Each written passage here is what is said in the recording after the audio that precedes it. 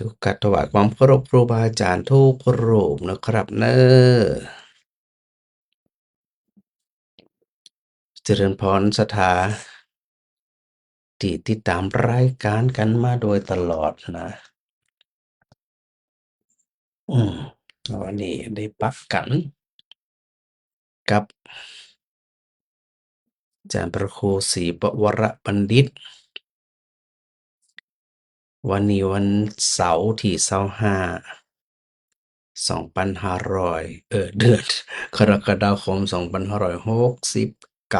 นะเสาร์แล้วดูเหมือนว่าติดงานในอย่างสักอย่างเนี่ยเนาะบ่ได้เข้ามาจัดรายการเช่นเคยนะกับทางสถานีวิทยุ106.5เมกะเฮิรตซ์ของวัดบรรพตสถิตจากพระอาจารย์รองศาสตราจารย์ดอกเตอรพระครูศรีปวรบัณฑิตออกอากาศอยู่ที่วัดอุทุมพรตำบลพิชัยอำเภอเมืองจังหวัดลำปางหนาเดี๋ยวศรัทธาจะหาว่าอาจารย์หายไปไหนนะเดี๋ยวก็หายเดี๋ยวก็หายนะ ก็แล้วแต่ช่วงระยะเวลานั้นๆนะเนาะว่าจะมีติดการติดงานติดภาระธุระอะไรอย่างจะใดนี่นะว่างไปตามนั้นอืมก็สถานะจะเข้าใจเรียบร้อยแล้วเพราะว่ามันหายไปมันเนาะสถานะคงบ่ว่ากันเนาะก็บ่แน่ใจว่าขณะนี้เนี่ยทางสถานีวิทยุเปิ่นได้เชื่อมสัญญาณหรือไม่ได้เกาะสัญญาณจาก Facebook Live ไปที่สถานี106.5เมกะเฮิรตซ์หรือยังเนาะก็คงบ่เป็นหยังอาจจะชะลอไปสักหน่อยหนึ่งนะเพื่อจะได้ถ้าทางเจ้าหน้าที่เปิ่นสะดวกเปิ่นก็จะได้เกาะสัญญาณให้เนาะสถานที่ฟังจากวิทยุก็จะได้ยินเสียงกันนะแต่สถานที่ติดตามอาจารย์พระครูทาง Facebook Live บ่น่าจะมีปัญหาเนาะแต่จะได้ก็ตามก็ฝากศรัทธาญาติโยมทุกท่านด้วยนะได้แจ้งผลการรับฟังให้ตัวนะว่าฟังอยู่ที่ไหนตังใดจะใดชัดหรือบ่ชัดจะใดก็จะได้ปรับเนาะจะได้ปรับจะได้เปลี่ยนให้มันดีขึ้นอย่างขึ้นนี่นะถ้าหากว่าศรัทธารักแซ่บนี่นะก็เลยบ่ฮู้ว่ามันชัดเจนหรือไม่มันออบๆแอบๆโซๆซ่าๆจะได้ก็ว่ากันมานะทางเฟซบุ๊กก็เช่นเดียวกันเด้อแจ้งผลการรับฟังให้ทราบโดยนะแม่ขจรอ๋อ เด้ ดีนักเนาะได้ยินแล้วกะออกสถานีวิทยุออกจากดีแล้วเจ้า ออกวันนั้นก็ออกจากดี กะวันนั้นเป็นเทพเดี๋ยววันนั้นน่ะวันนั้นเป็นเทพวันนั้นเป็นเทพกะเจ้า โอ้ยนั่นอีแม่โทรหาได้เนอะถามหาแม่ ดูเหมือนติดงานศพอหย่างสักอย่างเนี่ยเจ้าวันนั้นน่ะกะอืมเป็นวันเสาร์จำบ่ได้ว่าไปงานที่ไหนเป็นเมื่อคืนว่าอีแม่บ่ได้ฟังน่ะอันที่ไหลน่ะตั้งวันที่1มาวิทยุอีแม่บ่ดังเออมันไปดังอันนี้ลำปางกับอันนี้แม่งฝักนั่นตุ๊บขวากเนี่ยนะถ้าสถานีนี่บ่ดังนะ มาดังไงอย่างอีแม่ก็จะให้อะดอกพอได้ตรงนั้นอยู่ได้แม่ไปซื้อมาให้ เด้อให้ได้เอ็นดู อันอันที่แม่จมอยู่บ้านนี่นะไอ้ เจ้ายาสิบอกมาเดี๋ยวนี้ยังจะได้ไอ้หนอเออ โอ้อันของคนเฮานี่ไปสิซื้อของเพิ่นไปตัดของเพิ่นกว้างให้หมดก็ว่าจะได้ไอ้หนอมันน่าสงสารจุ่มเจ้าบ่ไอ้จมอยู่ที่นั้นบอกไม่คืนแม่มาฝันว่าอันโอ้โฮเพิ่นมีขันฟังขันโตกเนี่ยขันโตกหวายนี่น่ะเจ้าเจ้าเพิ่นก็นั่งกันทื่อๆอะร้านนี้แม่คนเดียวอะ แล้วก็ละอ่อนมันอยากหยังแลเสียงฮู้คนอีแม่เอิ้นใส่เขาน่ะทำไมเถิดแม่บอกกับเขาอีกน่ะแล้วก็ทีนี้ผู้เจ้าน่ะโอ้เพิ่นมากันนักอันนี้อันตัวเอาพ่อน่ะเพิ่นตายไปแล้วนี่ เออ แล้วก็อีแม่ก็ว่าโอ้มีคนก็มาจ้ะมาจ้ะแม่อีแม่เอาอาสนะนี่มาให้นั่งอีแม่ สรุปแล้วอันวิทยุเครื่องเก่ามันเป็นหยัง ก็มันเป็นจะพูดแล้วเอาลูกสาวไปนอนตรงมันว่าออกเขาน่ะอีแม่นอนกับพันทั้งวันเนาะมันว่า มันก็ได้ใหม่ก็กาซื้อใหม่กี่บาทเนี่ย หมดกันสิละ80โอ้ของยี่ห้อหยัง คราวนี้น่ะก็ ปัตตรใจของแปลงรู้เนี่ยทานดินน่ะมันซ้ำเนาะดีละตอนนี้ได้ยินชัดเลยนะแม่นะ เป็นไงสัตว์ล่ะ เจ้าจะได้ขบวนรักษา ผู้ใดก็เจ้านำมาแล้วเนาะ เอาไปแล้วแต่บ่ต้องแล้วหรอก ปล่อยไปเรื่องทุกเจ้าไปเถอะ บ่ใช่เป็นแบบทุกเจ้านั่นที่อีแม่ฝันนี่เป็นว่าเพิ่นตายไปถึงนั่น เจ้าเปิดเถอะ เนี่ยแต่เดี๋ยวอีนู้อีแม่เนาะแม่ เอ จม อเจ้าดีละสาธุแม่สาธุเจ้า ถ้าแม่มาไหล เอาไว้ใส่ชาดันมาปูจ้า สาธุเจ้า แม่ไม่ได้ใช้แกนแล้วเจ้าเนาะ บ่ต้องไปอ่ะ มันสุขภาพบ่ดีก็บ่ต้องไปอ่ะ เอาไว้เอาปีตั้งบ้านเอาคนก็ไทยถอนแล้วเจ้า ถูกต้องเจ้ามันต้องไปไหนอายุนักละเป็นห่วงเป็นใยกัน อยู่ตามบ้านดัดจองหั่นน่ะ ลำบากเนาะแต่ว่าผู้น้อยต้องอาจ่ายน้ำเกณฑ์คนจะไปนี่นะเจ้า คันคือคนสะดวกไปเถอะเจ้า คนสะดวกนะ บอก เออ ถ้าบ่สะดวกก็ใจเขาส่งไป10 นิ้วเนี่ยของเฮานี่ล่ะไว้สาไปหยังไปเด้อเห็นมันเป็นบุญล่ะเจ้า ให้นี่ช่วยนี่ให้แม่ก็เนาะแม่ก็ให้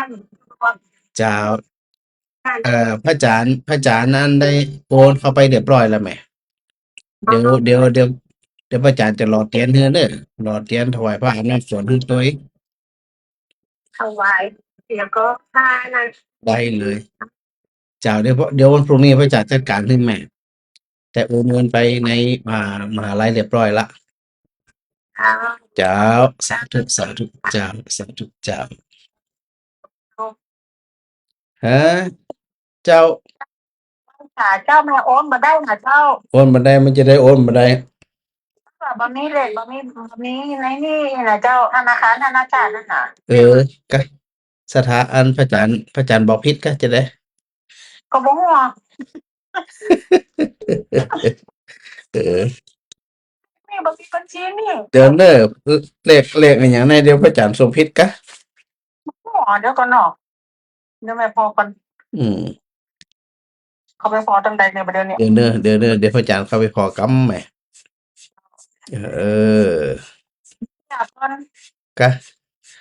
แสดงว่าพระอาจารย์ตาลิงตาลายมันผิดเตะพระอาจารย์แน่นอนพระอาจารย์นี่นะเดี๋ยวเด้อ503 315 6209ถูกแล้วเหรอแม่ แล้วแม่เข้าไปได้หรอ แม่กดผิดกะ บ่ฮู้เดี๋ยวก่อนเนาะไปถามเขาต้องมาละออน แจ้วอันนี้พระอาจารย์บ่ผิดละ503 315 นึง 6209 209 เจ้า เออ ขออภัยแม่นนะพระอาจารย์ผิดเองมันเป็นธนาคารกรุงไทย เอาโอนเข้าธนาคารกรุงไทยเหรอเดี๋ยวพระอาจารย์เปลี่ยนเป็นธนาคารกรุงไทย ขอโทษ มีหลายบัญชี อุ้ยมันยังหวานแล้วกะ เดี๋ยวพระอาจารย์ใส่ธนาคารกรุงไทย ตายแต่จะไปหวางไว้ได้ยินเด้ออายเปิ้นได้ยินไปตัวลำปางละ แล้วเจ้าหอมพูดหมอหอมมาหอมเจ้าหอมมาชอบเป็นของฉันไหม ผล เจ้า เพิ่น ได้เด้อ เจ้าเดี๋ยวอันนี้ของไม่ได้สูงเจ้า เจ้าได้เลยแม่ สาธุเจ้า มีบุญด้วยก็น่าจะได้ทำเนี่ยกูเรียนเรียนเข้าพรรษาเนี่ยแม่ว่า ได้เลย เดี๋ยวว่างๆกลับมานี่วัดศรีริพุวัดก็อุดมพรก็ได้28นี่ ไม่ได้ที่ไหนครับโลกตรงนี้โลกดื้อการเร็วบ้าง เจ้าสาธุแม่สาธุ เจ้า สาธุเจ้า แม่อำพรหายไปไหนจันเมินแม่อำพรฮัลโหลแม่อำพรนั่นหลุดไปละหายแม่อ้อยแม่อ้อย เจ้า เจ้า บ่ไปคุณจังได ฮะ ไปคุณจังได ไปไปปุ่นคือ ไปปุ่นคือไปไหน ไปที่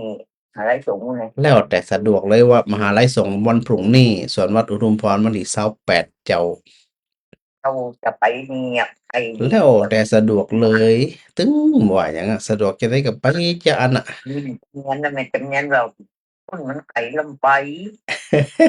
เดี๋ยวกลับไปกุกับปฏิทินคนกำอยู่นี่มอสโบราณนี่ โอ้รู้พระอาจารย์จ่ายเป็นแต้มแต่หมดเลยลืมมันเลยเดี๋ยวลืมแล้วนี่ เออวันนี้แต่ว่าวันนี้ก็ เนาะ ครับวันนี้ก็จัดงานตัวเจ้าบ้านตัวอย่างตัวละอ่อนตัวมาจ่วยจัดสถานที่เจ้า ที่อย่างว่า 28เป็นวันอังคารวันหยุดวันเฉลิมพระชนมพรรษาของในหลวงรัชกาลที่10เจ้า เรา อืม ทาน จะเอาที่พระอาจารย์ว่าทุกถามทุกเตียนะว่า เอาสถานสะดวกเป็นเกณฑ์ เพราะว่าผู้รักผู้ใหญ่ผู้เฒ่าผู้แก่บางทีก็เกรงใจเดินทางกันนี่นะ อันนี้มันบ่เก่งใจอันนี้มันหนุ่มอยู่ หนุ่มอยู่อีก อายุ17อยู่อีก ไปเจอในจำเนียนเนี่ย อ๋อเอาสะดวกเลยอย่างแม่มาไลยตะกี้เนี่ยกะจริงๆผู้เฒ่าผู้แก่ถ้ามันโดกๆเดินๆกับต้องไปไหนมันลูกหลานก็เป็นห่วงพระอาจารย์ก็เป็นห่วงมันขึ้นรถขึ้นลามันสิม่วน ไปเจอในจำเนียนนั่นแล้วที่บรรพุทธที่ก็อันด้านนั้นเป็นเอารถมารับเอาอย่าง เจ้า นี่ไกลนี่สบายเบื่อ ข้ามตามาคำเดียวนั่นกะ ถามมากับเดี เดี๋ ย ยวมาพออ้อยวัดอุทุมพรเนอะ ไงเล็กไงอ๋อ ปะโลลองมาขอกะ ไว้ยังไงนั่นยังได้นะ ปลูกไว้หั่นน่ะจะปลูกเอางามเวลามันอันก็เราต้องการทำปุ๋ยนะ เล่มดอกแขนนี่ป้อง เอามาตัวว่าไหนร่างกว้างไงอี เอามาตัวเนี่ยวันนั้นเนอะ เดี๋ยว เอาเล่มใหญ่มาตัวนี่ทำตรงนี้กว้างเนี่ย ถ้ามีอันพื้นที่น้ำหนักพระอาจารย์จะปลูกน้ำหนักเจ้ามีพื้นที่มันน้อยเดี๋ยวไปปลูกวัดไหนพุ่นน่ะเจ้า ปลูกทางไหนกูน่ะ เจ้าทางไหนพุ่นปะเลอะเดี๋ยวรอมันงานเนาะเลยบ่ค่อยมีเวลากัน ไอ้กี่นี่คุณสมพรนี่ไปรถนี่งานบ้านนี่ก็เป็นโรงทำก็ได้อ่ะ ได้เลย เจ้าจะได้กัอันยินดีต้อนรับได้ไหมเนอะ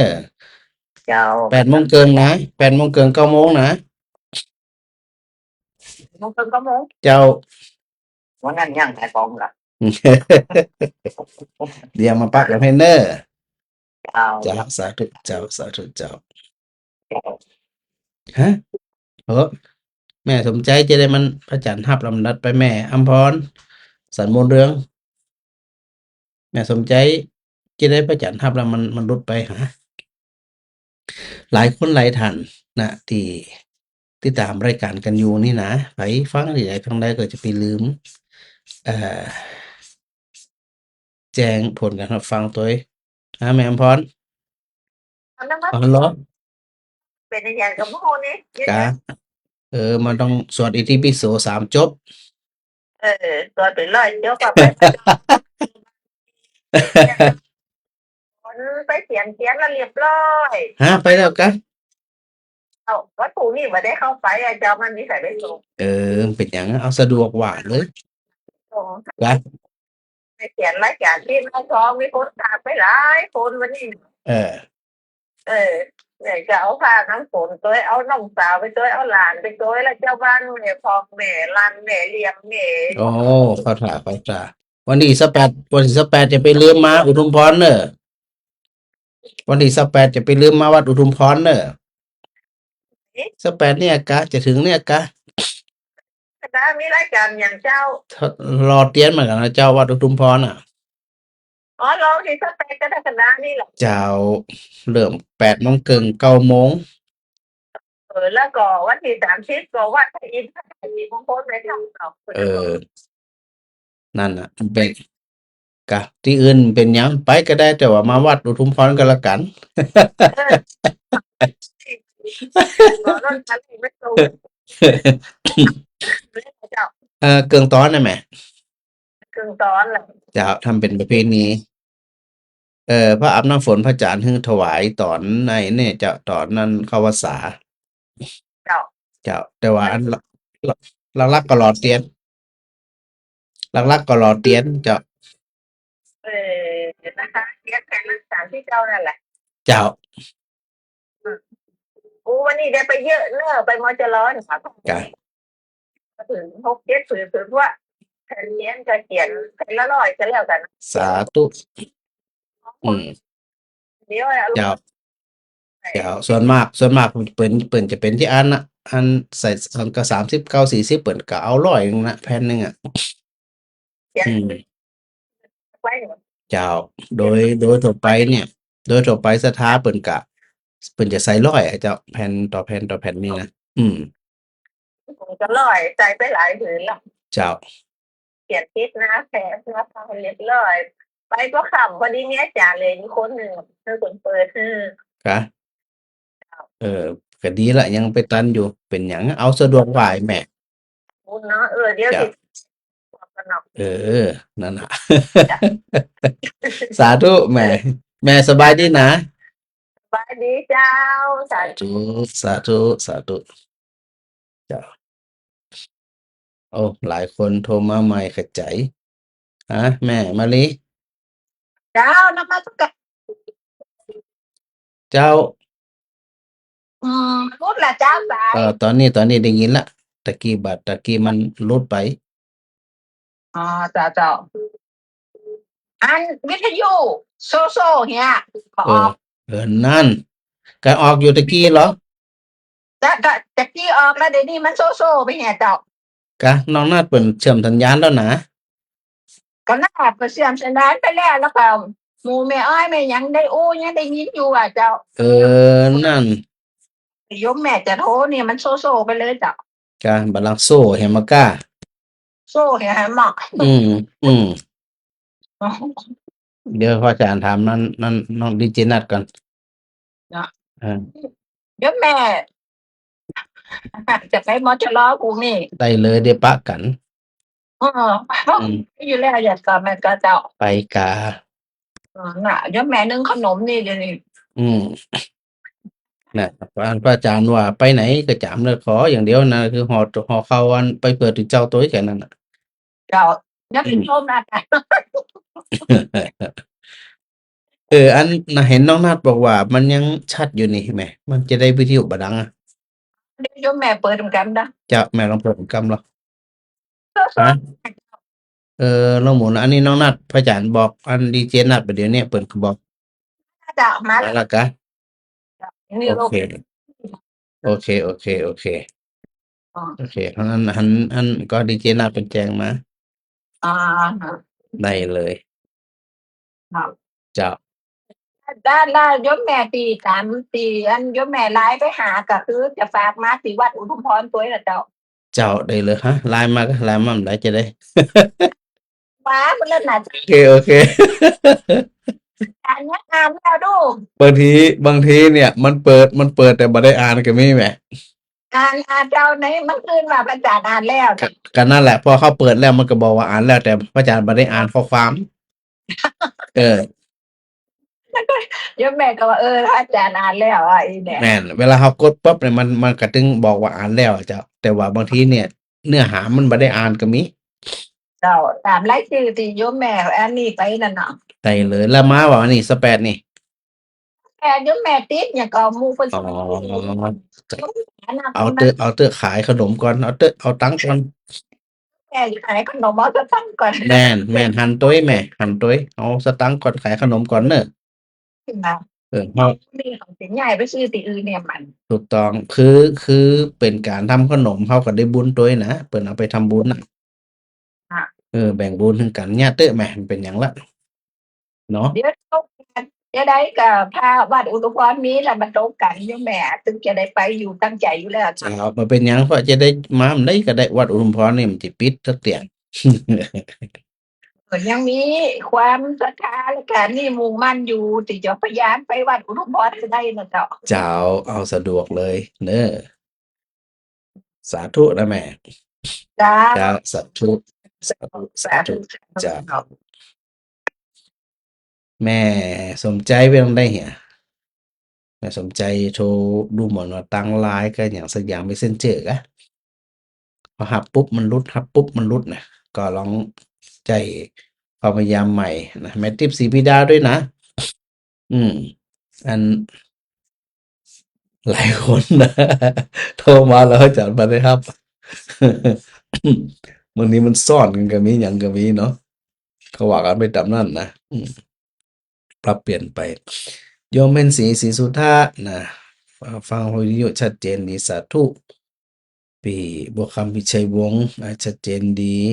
ท่านประธานสภากิ่งแก้วแสงรุ่งนะสาธุ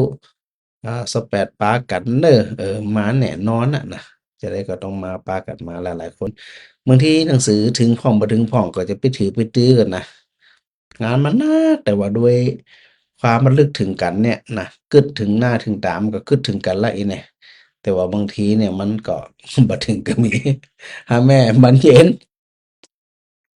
มาตรการมาจากเจ้าทาง เจ้าวันนั้นพระอาจารย์ไปบ้านไปเป็นเจ้าภาพงานศพตุเจ้าวัดเนี่ยนี่หนองเจริญอยู่ อ๋อกะ เจ้า อ๋ออีแม่หมู่ร่วมกันเลยได้ก็กับหนองเจริญนะ คืนสุดท้าย อยู่ที่ได้แหละ เจ้าคณะสงฆ์อำเภอเมืองลำปางเป็นไปร่วมกันเป็นเจ้าภาพ อ๋อ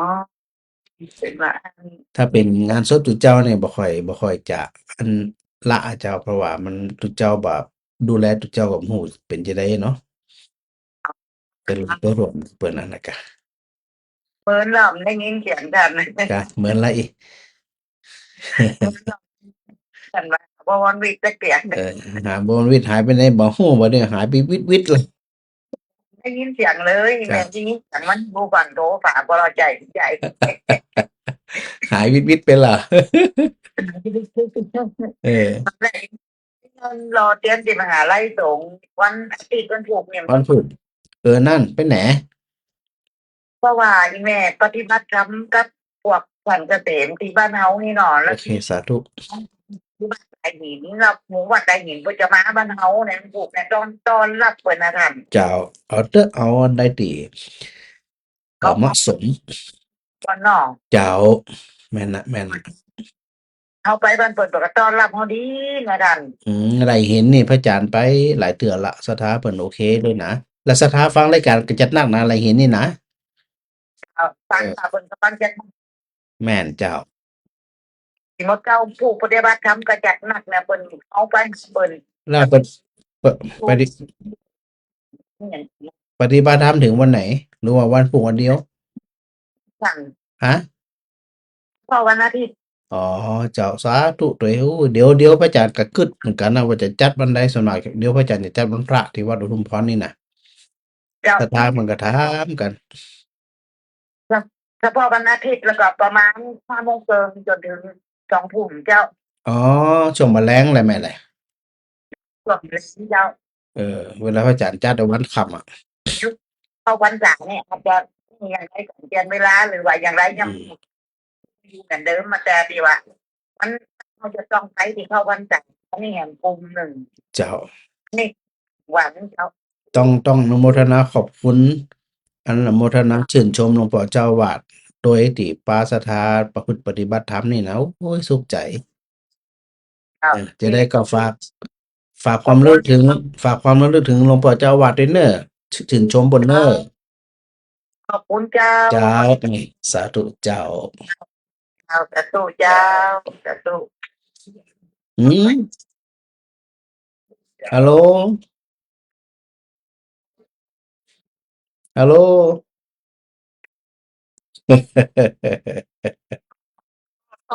อย่างโทษนี่คืออย่างโทษแท้ๆอย่างนี้ไปไหนตัวเจ้าตัวนายนี่หมุนอยู่กับวัดกับมหาลัยสองตีนี่แหละ น้ำผูก มันถูกแม่ไปมันไป น้ำผูกผูก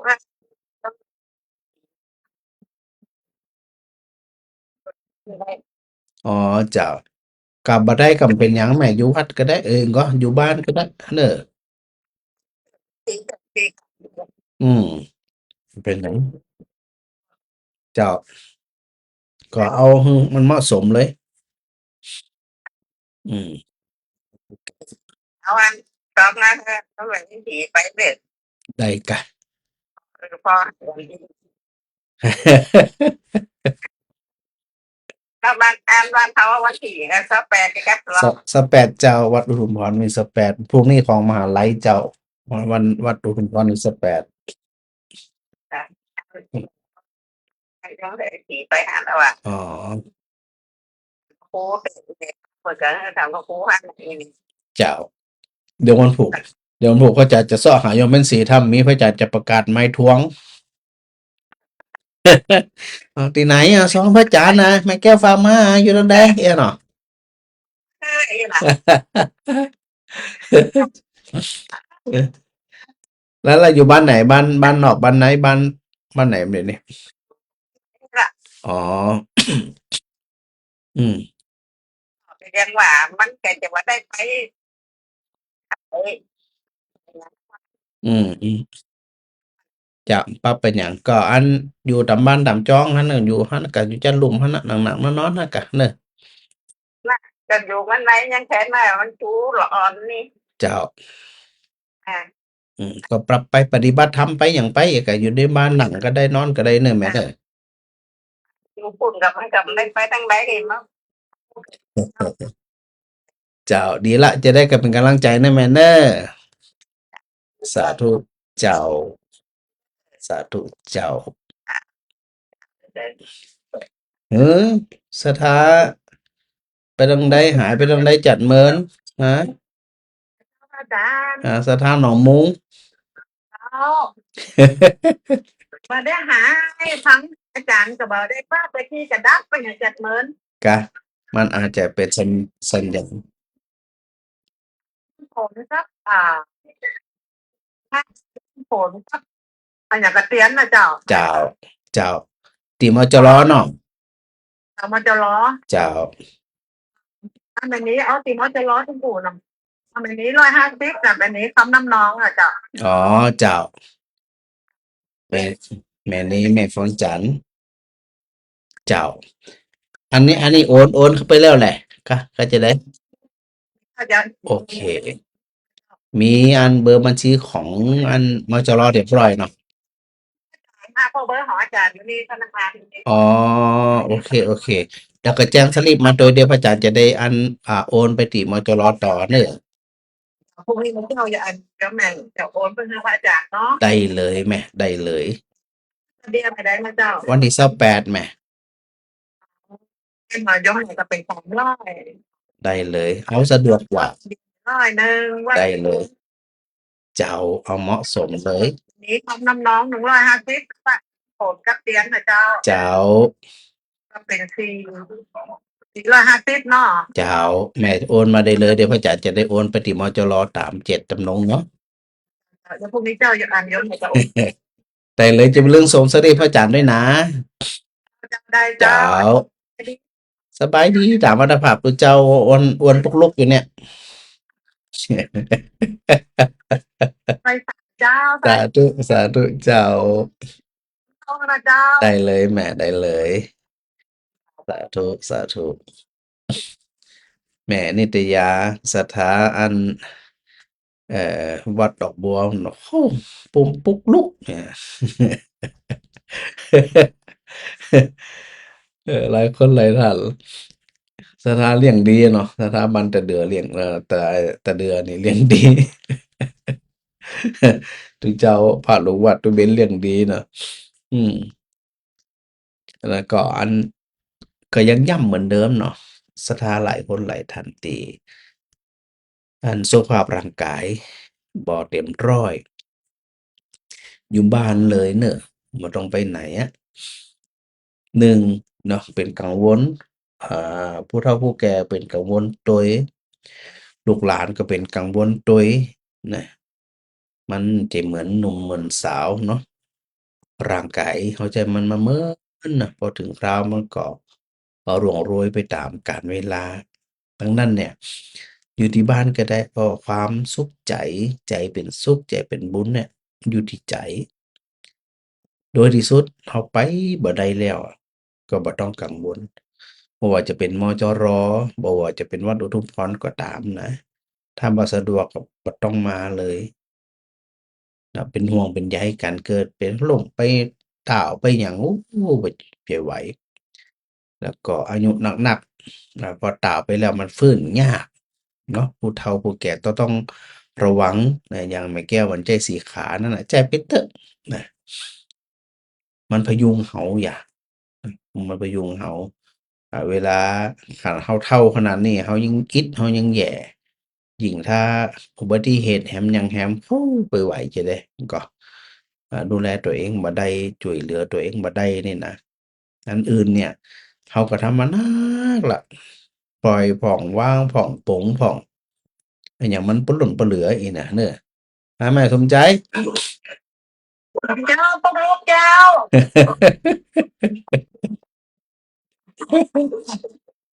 เอ๊ะ เนี่ยเขามาจากดมตาลไปแล้วเด้อ เจ้าสาธุตัวเอง กับนี่เปียกหนังปลาปอมนี่นะอาจารย์ ม่วนอีปอกหอมอี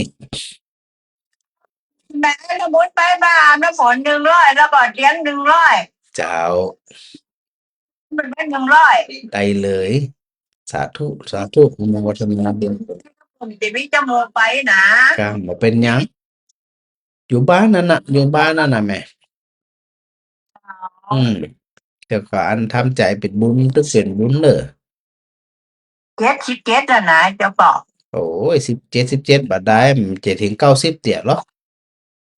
ขี่แล้วแข่งไว้หลายหอมทุกวันนี่ ก็ไปไกลจะไปไกลก็ไปไหนไปถึงไหน แล้วมันน่ะ นี่มันแต่ไกลแต่ไกลว่า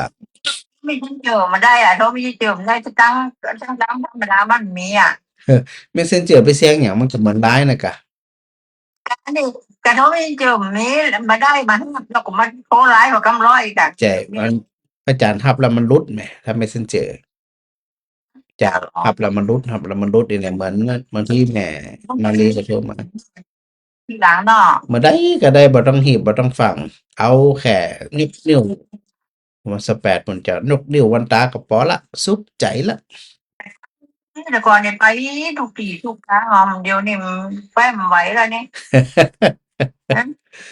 เที่ยวก็ไปไม่ไหวละ แม่ก็เออ อ่า ใจ คนหนึ่งสามดีจุงกันเดี๋ยว จังก็ใจมันไปอย่างเงี้ยมันเนาะ ใจมันไปอ่ะ ร่างกายมันบ่ไปโดยอะอืม เนาะ เมื่อยเนอะเนาะ แรงเลย เป็นกำลังใจเด้อแม่เด้อ จ้า เจ้าสาธุเจ้าเจ้า ตื่นใจเนาะได้ได้จากันทักทายกันนะแม่สมจิตอินทรวิจิตรนะสาธุชัดเจนดี แม่เล็กประหยัดทักทายกันประจำไม่แน่ใจว่าฟังกันอยู่หรือเปล่า ทุกครั้งที่ออกรายการโยมแม่เล็กก็ได้เรียกว่าอะไรพิมพ์ข้อความนะตอบรับมาสาธุนะถ้าอยู่ใกล้ๆก็จะชวนมาหลอดเทียนเข้าพรรษาที่วัดอุทุมพรด้วยนะแต่เนื่องจากมันใกล้กันเหลือเกินเนาะก็ไม่เป็นไรเอาสะดวกสบาย ยังระลึกถึงกันอยู่สาธุด้วยนะ แม่สมจิตบอกว่าพรุ่งนี้มาบ้านฟ่อนไปงอนหล่อเทียนอ่พรรษาที่มจรรถหนึ่งกันเจ้านี่สาธุโดยเนอแม่บัวตองอินสุวรรณนอนนมัสการฟังอยู่เนออันนี้เปิ่นฟังจากเขย่าปึ้นนะ อย่างนี้อ๋ออัน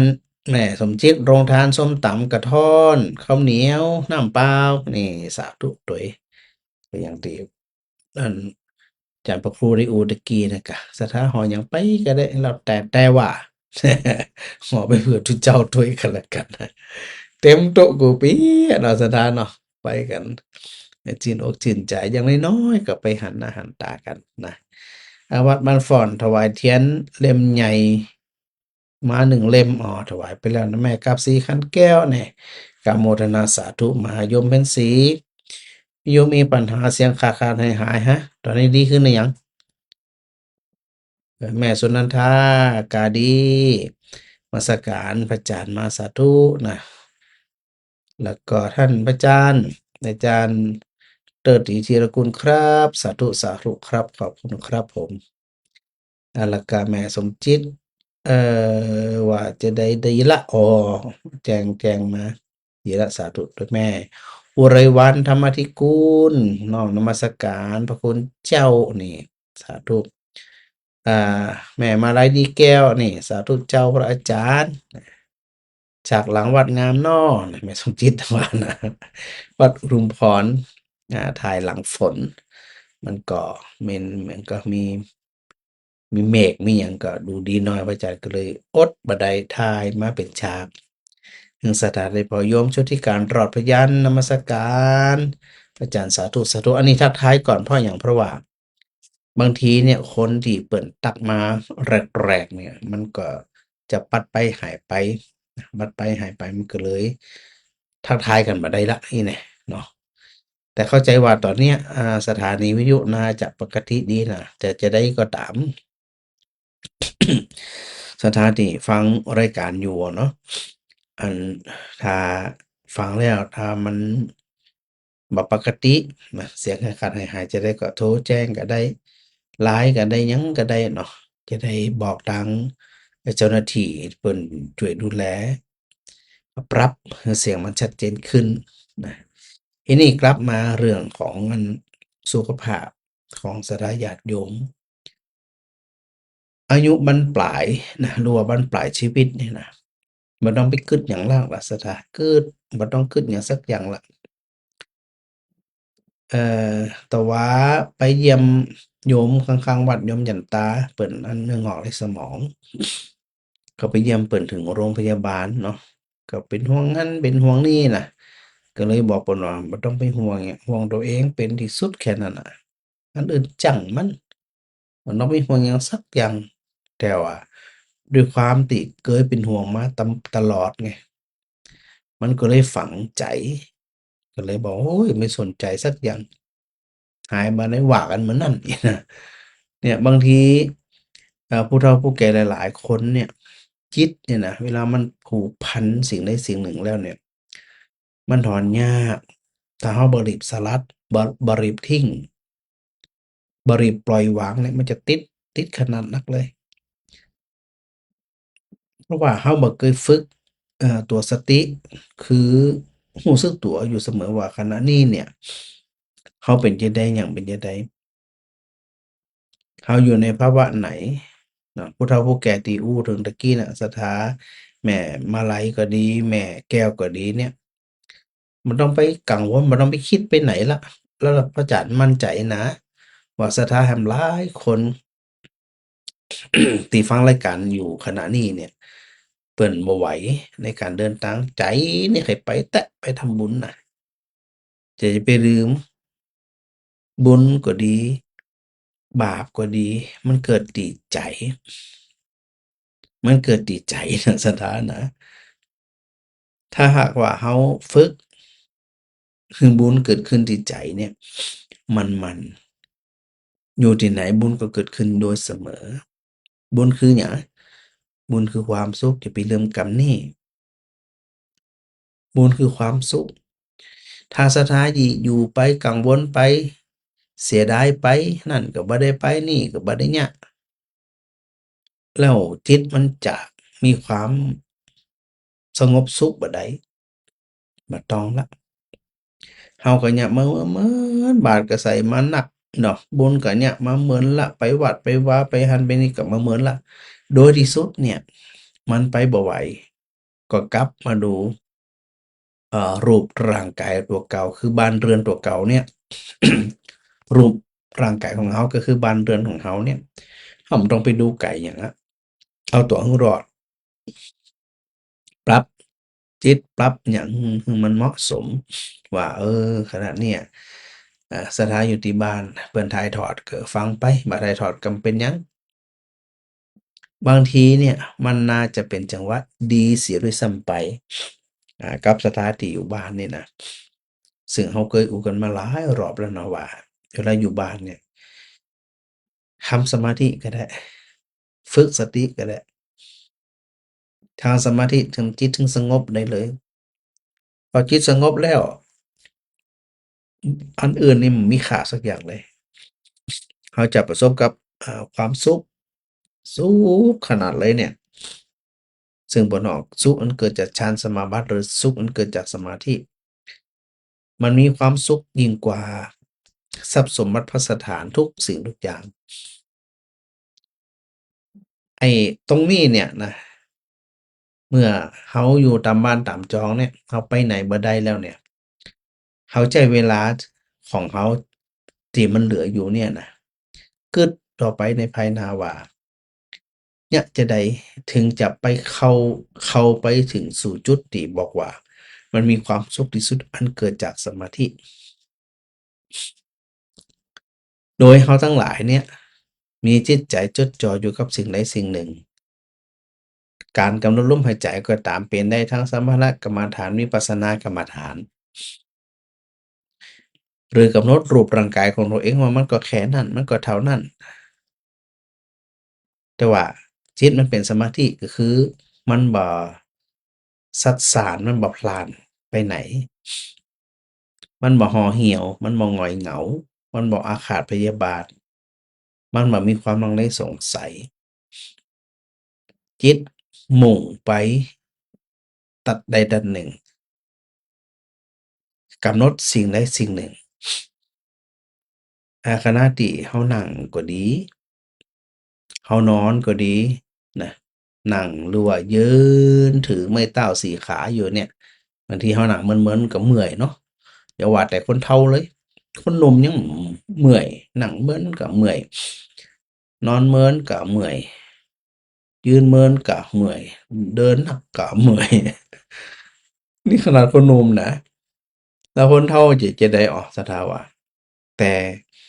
เขาพลิกเลยพลิกไปไหนบ่ได้ส่ำดีอยู่กับตินะอยู่กับติพออยู่กับติเสร็จอย่าไปลืมฝึกทำสมาธิกับตัวเก่าสถ้าจะนั่งกำหนดร่างกายตรงเองที่นั่งอยู่หันตัวเองนี่ชัดๆหลับตาก็หันนะหลับตาก็ฮู้ว่าขณะนี้เฮานั่งอยู่ท่าไหนมืออยู่จะใดเท้าอยู่จะใดศีรษะอยู่จะใดแผ่นหลังอยู่จะใดก้อยกำหนดไปทีละส่วนดูรูปร่างกายของตัวเก่านี่แหละเวลาเราฝึกมันหมั่นเข้าจิตเป็นก่อเชื่อง เมื่อใดที่เราก็ต้องการความสุขกำหนดจิตเป็นสมาธิเลยไปเพ่งไปจดจ่อสิ่งใดสิ่งหนึ่งมันเร็วมันเกิดความเพิ่นฮ้องว่าหยังวสีเนาะความเชี่ยวชาญความเคย เนี่ยถ้าเราทำที่เรามันมันก็บ่ยากต่อการที่จะทำสมาธิเอาตัวสมาธิเนี่ยมาเป็นคันลองแห่งความเป็นอยู่ณขณะนี้บ่ต้องไปคิดอย่างอื่นบ่ต้องไปเสียเวลาคิดได้ไปก็ส่ำนั้นมันจะมีประโยชน์พยายามกับตัวเราแล้วสิ่งทั้งหลายเหล่านั้นน่ะลูกหลานจะได้มาจะได้ก็แล้วแต่สมบัติจะมีจะอยู่มีไผรักษามาซะก็แล้วแต่เฮาล้มหายตายจากไปมันก็เป็นของคนอื่นเบิดอะไม่ต้องไปห่วงหาอะไรอาวรณ์อย่างสักอย่างเลยไม่สนใจเนี่ย แต่ว่าขณะที่เราเป็นอยู่เนี่ยกะถ้าเราบ่ฝึกมาจิอีเนี่ยจิตมันบ่สงบมันฟุ้งซ่านคิดถึงเรื่องนั้นคิดถึงเรื่องนี้ห่วงคนนั้นห่วงคนนี้ไปห่วงแยหยังถ้าเป็นเจือกเนี่ยดึงจนบ่เนาะดึงจนมันหมดปลายแล้วหมดปลายเจือกแล้วดึงไปมันก็มีความหมายแล้วตัวเราเองเนี่ยนะเวลาเราดึงเจือกเราดึงเรายึดถือสิ่งใดไว้ก็ตามเนี่ยเหมือนกับเรากำเจือกกำเมาก็ตามกำแห้งก็ตามสุดท้ายต่อให้เปิ้นบ่ปล่อยเราก็บ่ปล่อยสมมุตินะแต่แรงที่จะกำมันนี่ก็มีพอมันหมดแรงพอบ่มีแรงที่จะกำก็หลุดมือไปคนที่บ่ได้วางจิตวางใจ ฝึกสติปัญญามาได้นี่นะมันก็เกิดความเศร้าเกิดโทมนัสเศร้าใจเสียใจทุกข์ใจเพราะมันบ่ได้คิดถึงความเป็นจริงที่มันเกิดขึ้นน่ะว่ามันจะต้องเกิดขึ้นแน่ๆบ่วันใดก็วันหนึ่ง หมู่เฮาเนี่ยฟังธรรมมานักเนาะฟังมานักแต่ว่าโอกาสที่เฮาจะมีสติสัมปชัญญะในการยั้งคิดในการรู้ทันเนี่ยมันจะมีสักกี่ครั้งกี่วินาทีกี่นาทีฝึกไปเรื่อยๆนะอันกรรมเดียวมันหายไปจังมันฝึกใหม่มันหายไปจังมันฝึกใหม่พอฝึกมันเข้าเกิดความชำนาญล่ะพอเกิดความชำนาญมันไปไหนสถาบังคับที่จะทิ้งอารมณ์ทั้งหลายนี่บ่ได้มันก็ทิ้งได้ทันทีเลยมันบ่สามารถที่จะมาญะฮือนอนบ่หลับกาญะฮือวิตกกังวลมีละแต่ปัญหาคือเราจะทำก่อเราได้ฝึกตัวเองก่อบ่ต้องไปใส่ใจอันหยังมันหนักเลยสลัดขว้างอย่างเดียว สลัดนะถ้าว่าสลัดเนี่ยคนที่ทุกข์ใจก็คือตัวเราอายุป่านนี้แล้วโตที่สุดแล้วถ้าเป็นเจือกฟางก็เส้นสุดท้ายแล้ว คนหนึ่งเขาที่มันพูดไปก็แล้วแต่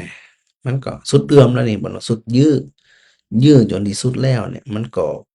บ่สามารถที่จะยื้อกันต่อไปได้ฝึกไปกะตอนนั้นเวลาฝึกเป็นอานิสงส์ทันทีคือหยังสถาคือเอ่อจิตมันบ่ซัดสายอันนี้เป็นความสุขทันทีทันใดนะตึงวันอย่างที่ว่านี่ก็เฮากึดหนักนะบ่สบายกายบ่สบายใจล้วนแล้วแต่มันมุ่งไปทางอื่นทั้งนั้น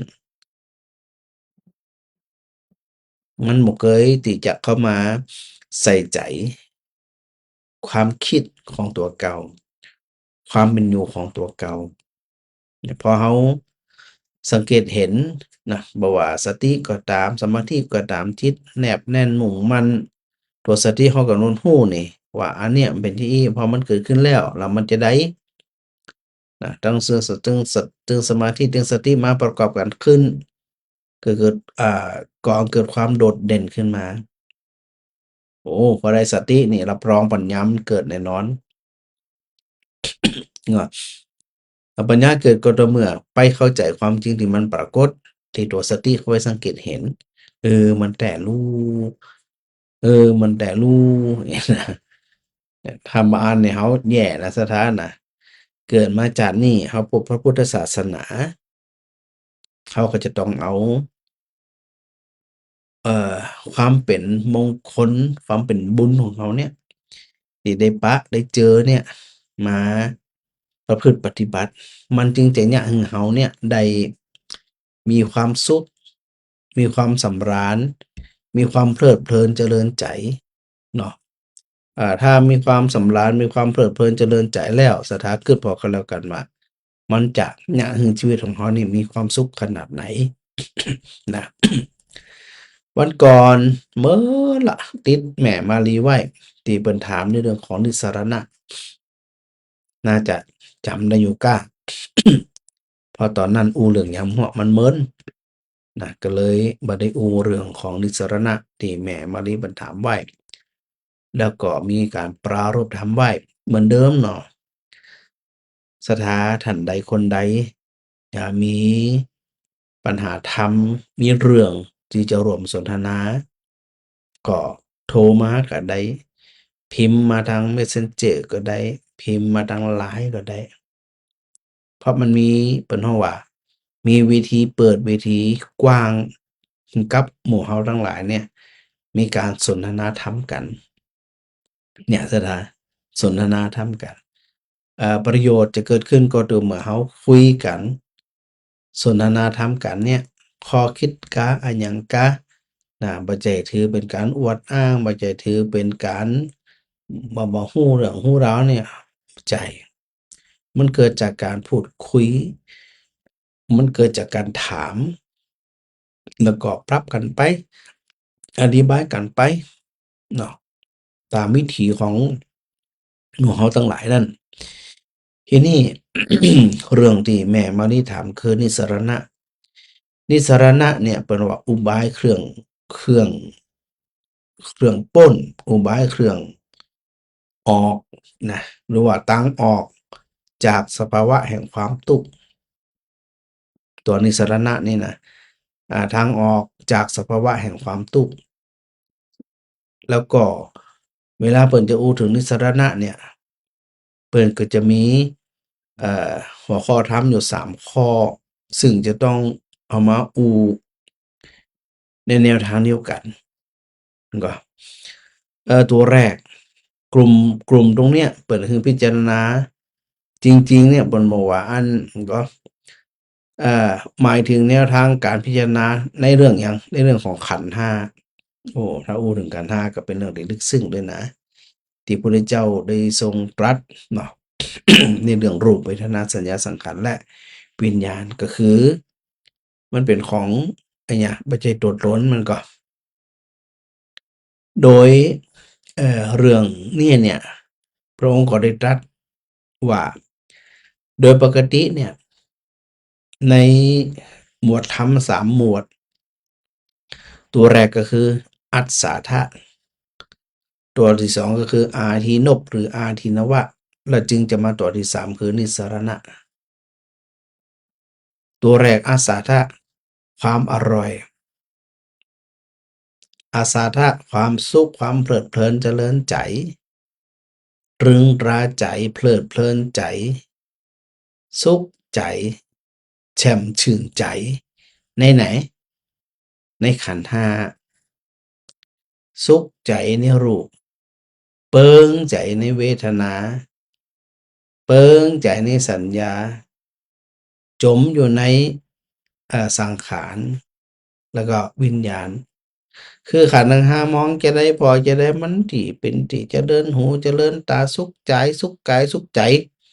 พุทธว่าเป็นอาสาทะมีรสอร่อย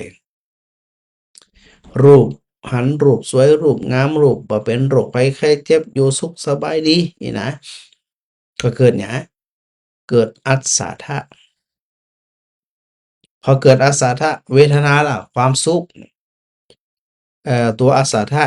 ที่ว่ารสอร่อยเนี่ยก็จะเกิดได้ก็ต่อเมื่อเป็นหยังเป็นสุขเวทนา คือความรู้สึกที่ว่ามันเป็นสุขเนี่ยมีความรู้สึกว่ามันเป็นสุขขนาดอะในเวทนานี่นะนั่นแสดงว่าตัวอิทธารมณ์อารมณ์ที่น่าใคร่น่าปรารถนาน่าพึงใจเนี่ยมันปรากฏขึ้นสัญญาสัญญาคือความจำในสิ่งที่ผ่านมาเร็วๆนี่ก็ตามสิ่งที่ผ่านมาเมินๆก็ตามเนี่ยคิดถึงบ่ใดสุขใจเมื่อนั้นเพลิดเพลินใจเมื่อนั้นนะแล้วจากนั้นสังขารจิตปรุงแต่งพอจิตปรุงแต่งในสิ่งที่มันดีเนาะปรุงแต่งถึงอย่างให้จิตมันมีความสุขมีความเพลิดเพลินเจริญใจมันก็ไปไหนล่ะมันก็ไปปรุงแต่งในทางที่มันเป็นกุศลเป็นปุญญาภิสังขารไป แต่สุดท้ายวิญญาณคือตัวจิตตัวสภาพรับรู้อารมณ์นี่นะอารมณ์ที่มันมากระทบโดยปกติมันต้องเป็นฝั่งของอิทธารมณ์มันก็มีได้ลาภมีได้ยศมีสุขมีทุกข์มีสุขแล้วก็มีสรรเสริญอันนี้เป็นเรื่องของหลักธรรมก็คือตัวโลกธรรมทั้ง8นะตัวอสัทธะจะเกิดขึ้นได้ก็ต่อเมื่อมันเป็นสิ่งที่มันเกิดขึ้นที่เรียกว่ารสอร่อย ถ้ารสอร่อยเพลิดเพลินเจริญใจยินดีเนี่ยถ้าเขามองในมุมของอิทธารมณ์มันก็จะเป็นบวกแต่บ่แน่นะรสอร่อยดังที่ว่าเนี่ยมันอาจจะเป็นอกุศลวิบากกรรมก็ได้มันอร่อยจะได้ก็ไปพอคนพาลน่ะอะไรมันดีมันนึงชอบมันนึงม่วนมันสุขใจ มันได้แก้แค้นมันได้ด่ามันได้ฆ่ามันได้ตีมันได้อาฆาตจองเวรอุ๊ย นี่ก็มันเป็นอาสาทะคือมันอร่อยแยกกันละที่นี่ความสุขใจเกิดขึ้นได้เช่นเดียวกันอันเกิดจากอัสสาทะที่แปลว่ารสอร่อยเขาจะไปคิดนะว่าการทำความชั่วเนี่ยมันจะบ่ก่อให้เกิดความสุขแต่ความสุขอันเกิดจากความชั่วจะเกิดขึ้นกับคนพาลโดยบ่มีความรู้บ่มีความเข้าใจบ่รู้แจ้งว่าสิ่งที่ตัวเองทำอยู่นั่นเนี่ยมันกำลังต้อยเผาอยู่เหมือนที่พระพุทธเจ้าทรงตรัสเปรียบเทียบเหมือนกับแกรบไฟที่มันไหม้แกรบเขาไปนอนอยู่บนแกรบพอห้อมหันเปลวไฟนี่ห้อมหันไฟก็นอนคิดว่ามันอุ่นสบายเนี่ยแต่เมื่อใดก็ตามไฟที่มันไหม้แกรบตั้งแต่ดังปื้นพอมันพดถึงยอดพดถึงผิวเนี่ยไหม้เผาไหม้คนบุคคลผู้นั้นทันทีทันใดเหมือนกับความชั่วกรรมชั่วเป็นวิบากเป็นอกุศลวิบากกรรมเนี่ยพอมันได้เวลามีเหตุมีปัจจัยพร้อมมันก็จะส่งผลทันที แต่บางทีมันก็ถือว่าเป็นรสอร่อยของคนผาลซึ่งเขาก็หันในสังคมตามข่าวฟีดทุกวันเนี่ยโอ้ยเข็นฆ่ากันดักกันตีกันขโมยกันโดยบ่เกรงกลัวต่อบาปกรรมหมู่คนเหล่านี้เนี่ยเขาก็ถือว่าเกิดอาสาทะมีรสอร่อย ก็การไปลักของเขามาขโมยของเขามาการไปปล้นไปจี้ไปชิงทรัพย์มาฆ่าเขามาเพื่อชิงทรัพย์แล้วเขาบอกว่าไอ้สิ่งที่ได้มาน่ะมันน่าชื่นชมมันอร่อยอันนี้คือคนพาลแล้วหมู่เฮาที่กำลังฟังอยู่เนี่ยเฮามีความคิดจั่งใดก่อนสิ่งที่มันมากระทบที่พระพุทธเจ้ามุ่งให้เฮาเนี่ยไปดูใจของเฮาที่วางไว้ในขันธ์ห้ารูปเวทนาสัญญาสังขารวิญญาณต่างๆเหล่านี้นั่นน่ะจะได้ก็ตามเป็นกุศลวิบากกรรมหรืออกุศลวิบากกรรมล้วนแล้วแต่ก่อนเกิดหยังอัสสาทะรสอร่อยมันม่วนมันล้ำมันเหมาะนี่นะเอออันนี้มันก็ยากเหมือนกันนะถ้าเรามาเกิดมาสแกนตรวจตราตรวจดูใจของตัวเองว่าขณะนี้เนี่ยเขาเกิดอัสสาทะในเมื่ออารมณ์เข้ามากระทบบ่ว่าจะเป็นสิ่งที่ชอบและสิ่งที่บ่ชอบรูปเวทนาสัญญาสังขารวิญญาณที่พระพุทธเจ้าได้ตรัสละเอียดโดยเฉพาะในส่วนของอนัตตลักขณสูตรทุกอย่างหาเป็นตัวตนของเราไม่มันมีถ้ามันมีได้เป็นของเฮาแท้เฮาก็ห้ามมันได้บ่ฮึงเจ็บบ่ฮึงป่วยบ่ฮึงไข้บ่ฮึงหิวได้ก็ได้หมดอะถ้ามันเป็นของเฮานะแต่มันเป็นอนัตตามันไม่ใช่ของตัวเราทั้งรูปทั้งเวทนาทั้งสัญญาสังขารและ วิญญาณแม้แต่ใจกำใจของเขา โดยที่สุดมาปั๊บเป็นเฮาเป็นทึกทักเอาเป็นเฮาจานทีดังนั้นเมื่อมีรสอร่อยอาสาทะมีรสอร่อยเข้ามาเมื่อใดถึงกุศลและอกุศลสิ่งที่มันจะโดยมาคืออย่างชอบจมปลักยึดเหนี่ยวยึดรั้งกอดรัดฟัดเหวี่ยงบ่ยอมปล่อยบ่ยอมวางไอ้อย่างที่มันเป็นความเพลิดเพลินเจริญใจชอบติดอกติดใจบ่ยอมปล่อยบ่ยอมวางที่พระจันทร์อู้ตะกี้ว่าห่วงนั่นห่วงนี่ตัวเองก็เอาตัวเองไม่ไหวแล้วแสดงเกิดอาสาทะรสอร่อยอันจากที่เฮาได้สัมผัสในใจชีวิตที่ผ่านมาอันนี้ถือว่าเสียดายนะเสียดายหมู่เฮาเนี่ยอยู่ใกล้วัดใกล้วาอยู่ใกล้พระศาสนาแต่เฮาบ่ค่อยได้ใส่ใจไงว่ารสอร่อยที่เฮากำลังติดใจตรึงใจอยู่นั่นน่ะจะไปลืมว่าสุดท้ายมันก็ส่งผลเช่นเดียวกันส่งผลหยังมาข้อที่2อาทินวะหรืออาทินบซึ่งแปลว่าโทษเอาละทีนี้ตะกี้เนี่ยเป็นอาสาทะก็ชอบใจชื่นใจเป็นรสอร่อยซึ่งได้บอกไปแล้วว่าบ่ว่าจะเป็นความดีก็ตามความบ่ดีก็ตามเนี่ยมันขึ้นอยู่กับบุคคลผู้นั้นวางใจไว้จะใดตั้งแต่ต้นทำกลางและก็ที่สุดมันจะเกาะเกี่ยวติดนึบอยู่กับใจของผู้นั้น พอมาตัวที่2ที่ห้องว่าอาทินวะหรืออาทินบเนี่ยเปิ้นห้องว่า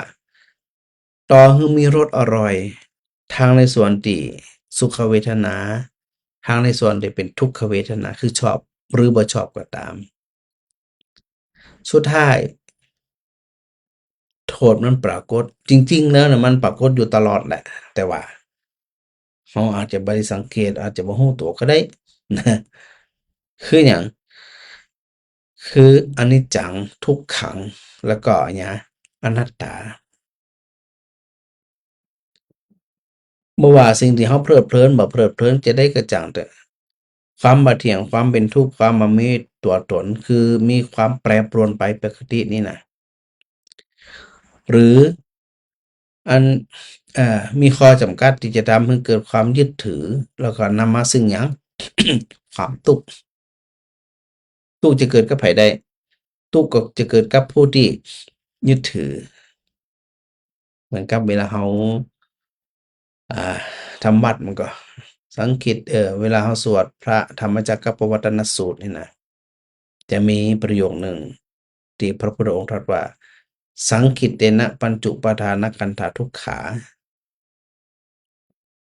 การเข้าไปยึดมั่นถือมั่นในขันธ์5ก็คือรูปเวทนาสัญญาสังขารวิญญาณเนี่ยโดยสรุปแล้วโดยสังเขปแล้วมันคืออยู่ที่การที่เราไปยึดถือในขันธ์ทั้ง5มันบ่ทุกข์จะได้อ่ะเพราะว่ากฎแห่งไตรลักษณ์เนี่ยมันครอบงำอยู่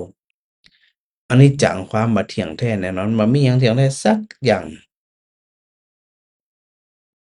แต่เฮานี่มีทิฏฐิวิปลาสสัญญาวิปลาสจิตวิปลาสมองตรงกันข้ามมองสิ่งที่มันบ่ใช่ความจริงเพิ่นฮ้องว่าเกิดความวิปลาสทางความคิดทางจิตแล้วก็ในเรื่องของเอ่อยึดถือเป็นสัญญา พอแล้วเฮาเอ่อมีความวิปริตเกิดขึ้นอีกมันจะไปเห็นความจริงบ่ได้ละมันก็จะหยังที่มันสุขใจที่มันชอบมันก็ติดใจรสอร่อยเป็นอาสาทะหยังที่จังหยังที่เกลียดก็ติดใจผูกอาฆาตผูกพยาบาท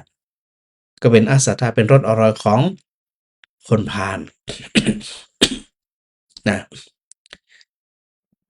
ในเมื่อเราติด โดยเฉพาะในส่วนของอิทธารมณ์จมปลักอยู่พอเราหลงไหลคลั่งไคล้พอความจริงปรากฏ ความบ่เที่ยงความพลัดพรากเกิดขึ้นทนบ่ได้รับบ่ได้เป็นไห้เป็นหวยเป็นฟุ้มเป็นฟ้ายเป็นโรคเหม่อลอยโรคซึมเศร้าโรคโอ้บางคนถึงกับฆ่าตัวตายยะนั่นแสดงว่า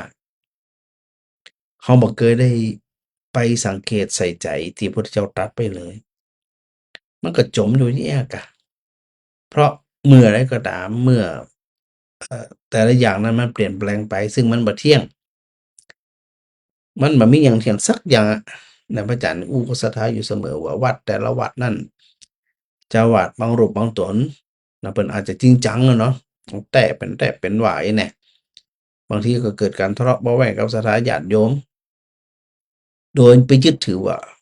ข้าเป็นเจ้าอาวาสข้าจะต้องเป็นใหญ่ข้าจะต้องยึดมั่นไว้ไปพอเถอะอดีตที่ผ่านมาเจ้าอาวาสมรณภาพไปกี่ตนแล้วหันเอาโบสถ์เอาวิหารเอาหยังไปด้วยเนาะพระอาจารย์จะวางหลักปฏิญาณศรัทธาบ่ได้เครียดในเรื่องของการสร้างในเรื่องหยังต่างๆนะก็ให้เป็นก็ให้ไปมีกำลังก็ยามมีกำลังก็เป็นหยังบ่ได้ผลีผลามบ่ได้ทุกข์ใจเพราะโดยที่สุดเฮาล้มหายตายจากไปมันก็เป็นส่วนของรุ่นหลังๆไปยามยากก็แล้วแต่เขาใช่แล้วมันสิส่วนของเฮาเนาะแต่ในขณะที่อยู่ที่เฮาอยู่เฮาทำเต็มที่อยู่แล้วเต็มที่ตามกำลังเนี่ยบางทีเฮาหันว่าโอ้ยจะเป็นจะตายเอาเทิงใดทะเลาะกันหิ้มตายจองกำจองเว้นกันด่ากัน มันไปม่วนหยังอะมันก็แล้วโดยที่สุดต่างคนต่างหันเอาไปสักอย่างวางไว้ทุกสิ่งทุกอย่างแล้วอย่างว่าน่ะบางทีมันก็ความคิดเนาะตามประสาปุถุชนเฮาเนี่ยมันก็หลุ่มร้อนน่ะแต่ส่วนมากมันจะมาจากข้อแรกรสอร่อยมันไปติดใจนะไปติดใจรสอร่อยข้ามีตำแหน่งอี้ข้ามียศอี้คนต่างมาหาคนต่างมาอันเส้นสวงคนต่างมาเนี่ยบางทีมันติดใจมันติดเหมือนกันนะถ้าเป็นเลนเป็นอาจิตมันชอบ แต่พอโทษมันปรากฏขึ้นเมื่อใดเมื่อมันเปลี่ยนแปลงไปเหงาเราคนน่ะรับบ่ได้ที่รับบ่ได้เพราะหยังเพราะตัวเองบ่ได้เคยพิจารณาอืมแล้วพอมันเปลี่ยนแปลงไปโดยความเป็นจริงทุกอย่างน่ะมันเป็นทุกข์คือหยังเพราะมันเปลี่ยนแปลงไป มันทนอยู่ในสภาพเก่าบ่ได้มันทนอยู่ในสภาพเดิมบ่ได้มันจึงเป็นทุกข์เฮาทุกข์หยังพ้อทุกวันนี้คือตัวเก่าอันอาสาธาตุที่เขาเคยได้ยินมาก็คนนั้นชอบคนนี้ชมคนนั้นสรรเสริญคนนั้นยกยอปอปันเมื่อใดก็ตามแต่เขาไปหลงไหลติดใจชอบใจชื่นใจยึดถือเลยแล้วเขาจะชมเขาต่อตลอดไปก็ใช่เขาจะห้ามเขาตลอดไปก็ใช่เพราะมันเป็นทุกข์คือทนอยู่สภาพเดิมไม่ได้มันมีหยังที่ทนอยู่ที่เก่าได้นี่นี่เป็นทุกข์ไง รูปเวทนาสัญญาสังขารวิญญาณก็เช่นเดียวกันมันบ่ได้อยู่ที่เก่าที่เดิมสักอย่างพี่น้องว่าเพราะมันทนอยู่ในสภาพเดิมไม่ได้มันจึงแปรเปลี่ยนไปแล้วสุดท้ายมีความแปรปรวน มีความแปรปรวนมีความหาหลักยึดบ่ได้เป็นอนัตตาหาตัวหาตนไม่ได้ไม่ใช่ตัวไม่ใช่ตนไม่ใช่เราไม่ใช่เขาสิ่งที่เขาทึกทักเอาว่าเป็นเขาเป็นเขานั่นเพราะเขาไปทึกทักผิดที่อู้ตะกี้ว่าเป็นเรื่องของหยังจิตวิปลาสทิฏฐิวิปลาสสัญญาวิปลาสผิดหมดเลยเห็นเอ่อสิ่งที่บ่เที่ยงว่าเที่ยงเห็นสิ่งที่เป็นอนิจจังว่ามันต้องนิจจังมันต้องเที่ยงแท้เห็นสิ่งที่มันเป็นทุกข์ว่าเป็นสุขเห็นสิ่งที่มันเป็นอนัตตาว่าเป็นอัตตาดังนั้นเป็นเรื่องของว่ากลุ่มบุคคลเหล่านี้เนี่ยมีลักษณะเป็น ผู้ที่มีทิฏฐิวิปลาสความเห็นคลาดเคลื่อนจิตวิปลาสจิตคลาดเคลื่อนสัญญาวิปลาสสัญญาคลาดเคลื่อนจากความเป็นจริงอยู่ที่หมู่เฮาเนาะสถานเนาะซึ่งเมื่อใดก็ตามนะถ้าอาทินวะมันปรากฏขึ้นก็คือโทษอันเชื่อมโยงจากตัวแรกนั่นนะสุดท้ายมันก็ก่อให้เกิดความทุกข์อยู่ตลอดไปดังนั้นเนี่ยหลายสิ่งหลายอย่างทิ้งได้ทิ้งอารมณ์ต่างๆเหล่านี้นะวางได้วางซัวได้ซัวขวางได้ขวางเราไม่สนใจอย่างเกิดถึงอย่างเดียวว่าขณะนี้เนี่ยหาได้ฝึกสมาธิหรือยังหาได้ฝึกสติหรือยังสังเกตมันหรือยังแต่ละโหร้อยใช้สวดมนต์มาได้เปิ่นปฏิบัติธรรมไหนไปที่หันเปิ่นสวดมนต์ที่ไหนไปที่หันใจเนี่ยส่งไปแต่ที่อื่นแต่บ่เกิดแม้แต่ครั้งเดียวที่มันนึกถึงตัวเก่ากำหนดจิตตัวเก่ารู้ใจตัวเก่ารู้กายรู้เวทนารู้จิตรู้ธรรมของตัวเก่า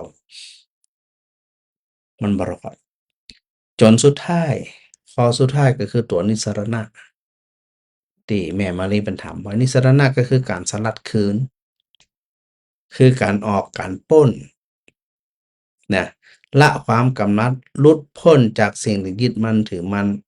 ในทุกสิ่งทุกอย่างเพื่อหยังเพื่อการเข้าไปดับซึ่งความทุกข์ทุกข์มันจะดับได้ก็จะไปลืมปิกย้อนมาถึงไหนย้อนไปถึงอริยสัจสี่เนาะทุกข์สมุทัยนิโรธมรรคอยู่ๆมันจะเอ่อจะดับทุกข์ได้โดยที่บ่อาศัยความภาคเพียรพยายามนี่นะได้ฉันทะวิริยะจิตตวิมังสามาเลยเนี่ยมันจะเข้าไปสู่คำว่านิสรณะบ่ได้แต่สำหรับบางคนโดยเฉพาะพระอริยะนี่เพิ่นเร็วเปิ้นสัมผัสมาหมดนะทั้งอาสาทะรสอร่อยถึงอาทินวะโทษเปิ้นผ่านมาเปิ้นรู้มาประสบการณ์เปิ้นจึงเกิดหยังสะอิดสะเอียนก็คือสลัดคืน ถอยคืนคือมาเอาไงเหมือนเขาจะกำหนามนะกำหนามมันนี่นะกำมันเนี่ยพอกำยิ่งกำก็ยิ่งเจ็บปวดกะตัวนี้สนะคือสลัด สลัดอุบายเอาออกคือแบมือเนี่ยแล้วก็ดึงหนามออกถ้ามันติดอยู่ยาใส่มันอาจจะมาหายทันเนี้ยแต่ว่ามันเป็นความทุกข์เนี่ยนะความทุกข์ที่เขาเป็นอยู่เนี่ยมันจะบรรเทาได้ต่อเมื่อเขาไปรู้ก็คือตัวสมุทัยก็ที่อันเขาเจ็บที่หนามปักที่เขาเจ็บอยู่เจ็บมันเป็นทุกข์ที่ว่ามันเจ็บเพราะหยังเพราะเขาเอามือไปกำยิ่งกำแน่นคนบ้านี่มันจะรู้เรื่องเหรอยิ่งเจ็บมันก็ยิ่งกำอะรู้เหมือนกับเราปุถุชนบางทีเนี่ยมันมืดเนาะที่เราเป็นอวิชชาเนี่ยมันรู้หยังมันยิ่งกำแน่นมันยิ่งยึดยิ่งถือเพิ่นว่าปล่อยมันบ่ปล่อยเพิ่นว่าวางมันบ่วางมันจะถืออะมันม่วนอย่างที่ว่านี่น่ะมันเป็นอสาทะมันมีรสอร่อยแต่ถ้าหากเราจะไปสู่กระบวนการของการ เข้าสู่นิสรณะคือความดับทุกข์เนี่ยมันก็จะลองไปไตร่ตรองพิจารณามันก็โดยแยบคาย ที่เราว่าเป็นโยนิโสมนสิการ พิจารณาอย่างถ้วนทีอย่างไตร่ตรอง ในเบื้องต้นเนี่ยเราต้องหลายฝึกสติมันคนบางคนเนี่ยเสียใจเศร้าใจกับคนเดิมนั้นน่ะมันขนาดอะนะเพิ่นเราว่าเจ็บแล้วบ่จำคนนั้นสมมุติว่ามีคนใดคนหนึ่งอย่างเราเนี่ยบ่สบายใจเจ็บใจหรือหักหลังตลอดโอ้เรื่องบัดนี้เราตลอดนี่นะ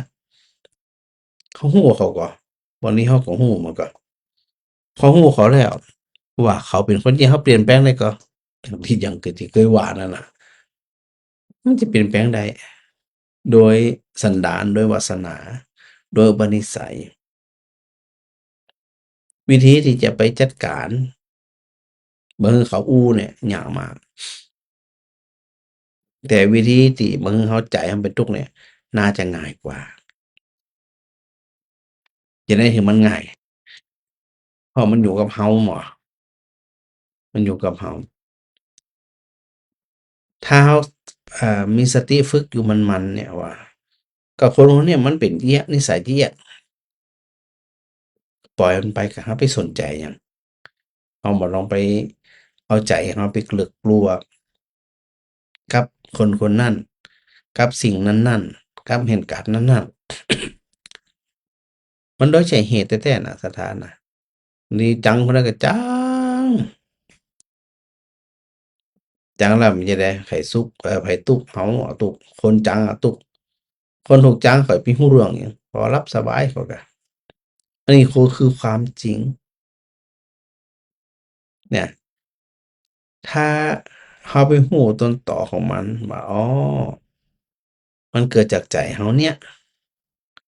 มันเกิดจากความคิดของเราเนี่ยมันไม่ได้เกิดจากที่อื่นเลยปล่อยเลยซั้วเลยซึ่งจะซั้วมันจะซั้วง่ายๆน่ะบ่ได้นะสถานะมันต้องอาศัยการฝึกฝนการที่มีความภาคเพียรพยายามอยู่เสมอเนี่ยมันจะจริงๆจะเป็นประโยชน์กับหมู่เฮานะที่ได้ไตร่ตรองพิจารณาอันอื่นเนี่ยวางเลยบ่ต้องไปคิดหยังมากคนนั้นเป็นที่อันคนนี้เป็นที่ตัวนั้นเป็นที่อันตัวนี้เป็นที่แล้วแต่ชีวิตไผชีวิตมันมันต้องไปใส่ใจไผสุดท้ายความสุขความทุกข์มันอยู่ที่เราดังนั้นเนี่ยตัวอนิสรณะตัวสุดท้ายคือการปล้นการออกอุบายในการออกอุบายในการปล้นจากหยังปล้นจากอาสาทะความอร่อยปล้นจากอาทินวะคือโทษจึงมาสู่หยังมาสู่นิสรณะไปสู่วิราคะไปสู่นิพพิทาไปสู่นิพพานมันจะไหลเป็นลำดับไปแต่ทั้งหมดทั้งมวลเนี่ยมันจะเกิดขึ้นกับใจของผู้ที่หมั่นฝึกฝนเท่านั้นอย่างหมู่เฮาทั้งหลายเนี่ยโอ้บางทียังบ่ได้กินเนี่ยนะมัววุ่นวายอยู่กับชีวิตคนอื่นวุ่นวายอยู่กับความคิดคนอื่นเนาะมันเป็นประโยชน์ตอนที่หมู่เฮาทั้งหลายเนี่ยนำมาพิจารณาต่ออันน่ะสถานะปรับไปหยังไปฝึกฝนไปหยังไปเนาะแม้แต่พระปัญจวัคคีย์เนาะพระโกณฑัญญวัปปปริยมหานามะขนาดเป็นผู้ที่แสวงหาโมฆะธรรมอย่างอุกฤษอย่างจริงจังมากเลยนะแต่ก็ยังบ่สามารถสลัดตัวตนออกไปได้ยังมีความยึดมั่นถือมั่นว่าเป็นอัตตาแต่พระพุทธเจ้าทรงแสดงคลี่ออกมาให้เห็นชัดๆนี่ว่ามันเป็นอัตตาเป็นตัวเป็นตนของเขาตั้งใดตัดใดว่ามาแล้ว มันได้สักอย่างอะห้ามเจ็บห้ามป่วยบ่ได้ห้ามหิวห้ามกระหายห้ามปวดอุจจาระปัสสาวะห้ามบ่ได้แล้วจะมาเป็นของเขาได้จั่งใดอ้อนะแล้วในเมื่อเป็นที่มันเป็นสุขก็เป็นทุกข์ขังวาสุขังวาทุกขมสุขังวาเป็นสุขหรือว่าเป็นทุกข์หรือไม่ทุกข์ไม่สุขตอบเหมือนกันหมดว่าทุกขังพันเตล้วนแต่เป็นความทุกข์ทั้งสิ้นจะได้ถึงเป็นความทุกข์เพราะไม่เที่ยงเพราะทนอยู่สภาพเดิมคือเป็นทุกข์เพราะความไม่มีตัวตนมันก็อยู่ตัวอันน่ะแล้วเวลาสถานนอนมาค่ำมาคืนนี่นะนอนก็ใส่ใจนึกถึง ร่างกายของตัวเองก็ได้ต้องนอนอยู่หัวเขานอนขณะนี้เนี่ย มันเป็นรูปเราแตกกะมองพอเอาความคิดที่เราไปใส่ใจนี่นะเอาสติที่เราไปใส่ใจนี่นะไปหันชัดๆพิจารณาไปไตร่ตรองไปอานิสงส์ทันทีคือได้จิตไม่ฟุ้งซ่านเป็นอานิสงส์ชั้นเลิศแล้วนะจิตมันบ่ซ้ายบ่ขวาบ่ไปหาเรื่องหาราวบ่ไปหาหนทางแห่งความทุกข์ให้กับตัวเขาได้เลย อันนี้ก็สุขแบบหาที่ไหนมันปะล่ะคือสุขที่เพิ่นว่านิรามิตสุขนิรามิตสุขสุขที่ไม่อิงสิ่งภายนอกสุขที่ไม่อิงคนภายนอกบางทีเราติดเนาะหลายคนเนี่ยมันจะเขาอะเขามั่วหลายคนอะติดใจในเรื่องของหยังต้องมีคนชมต้องมีคนเอามีกระเช้ามาให้ต้องมีคนนั้นพิมพ์ข้อความแฮปปีเบิร์ทเดย์ให้สุขใจนะ เออแล้วคนสมัครเป็นญาณด้วยนะเวลาวันเกิดเรามันต้องมีคนแฮปปีเบิร์ทเดย์สุขสันต์วันเกิดเนี่ยใจฟู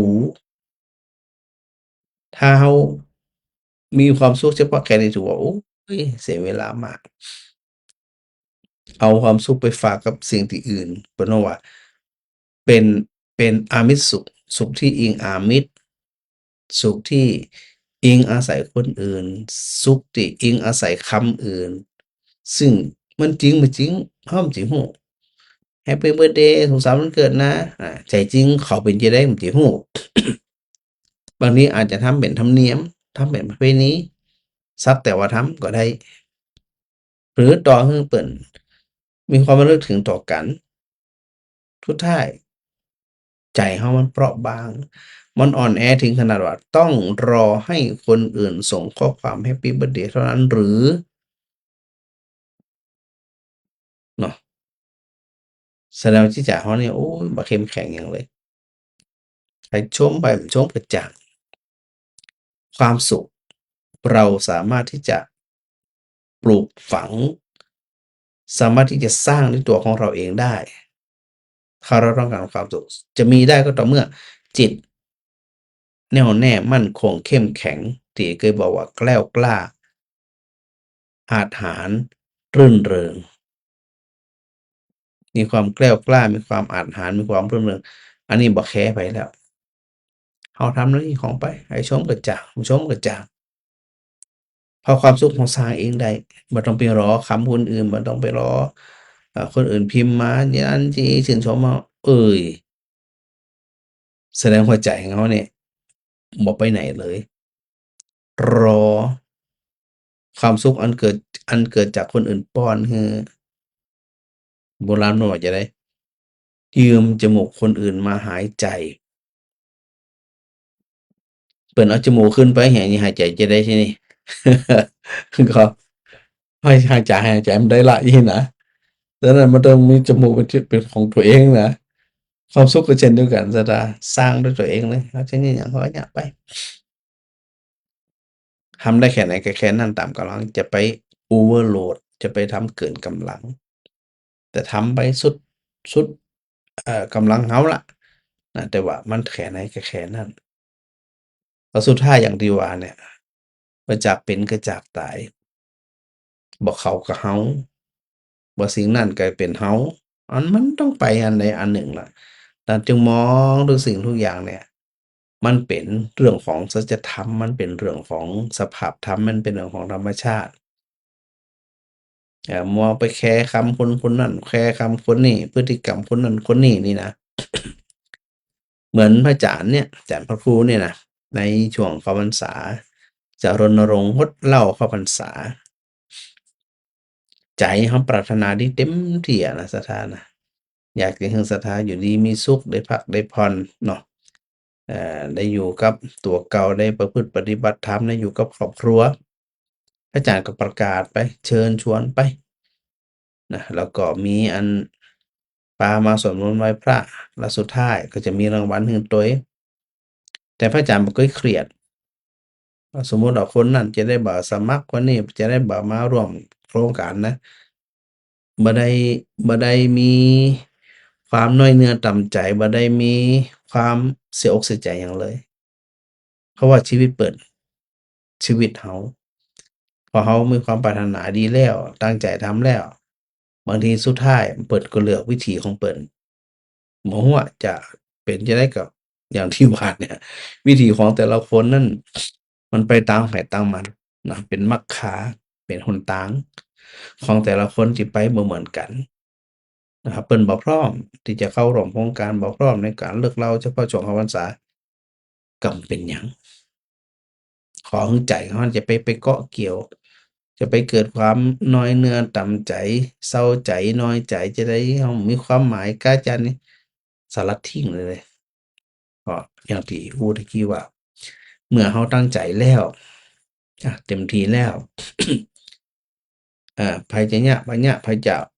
ทำบ่ทำอันนี้เป็นวิถีของแต่ละคนก็เนี่ยนึกถึง พยายามนึกถึงอะเนาะบางทีก็นึกตันบ้างบ่ตันบ้างแล้วสถานะตามวิสัยของ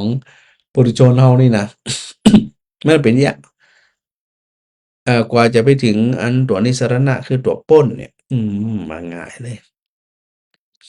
เพราะมันเสพมาเหมือน เสพเพิ่นเฮาว่าเสพคุณมาเหมือนคุ้นชินมาเหมือนจึงย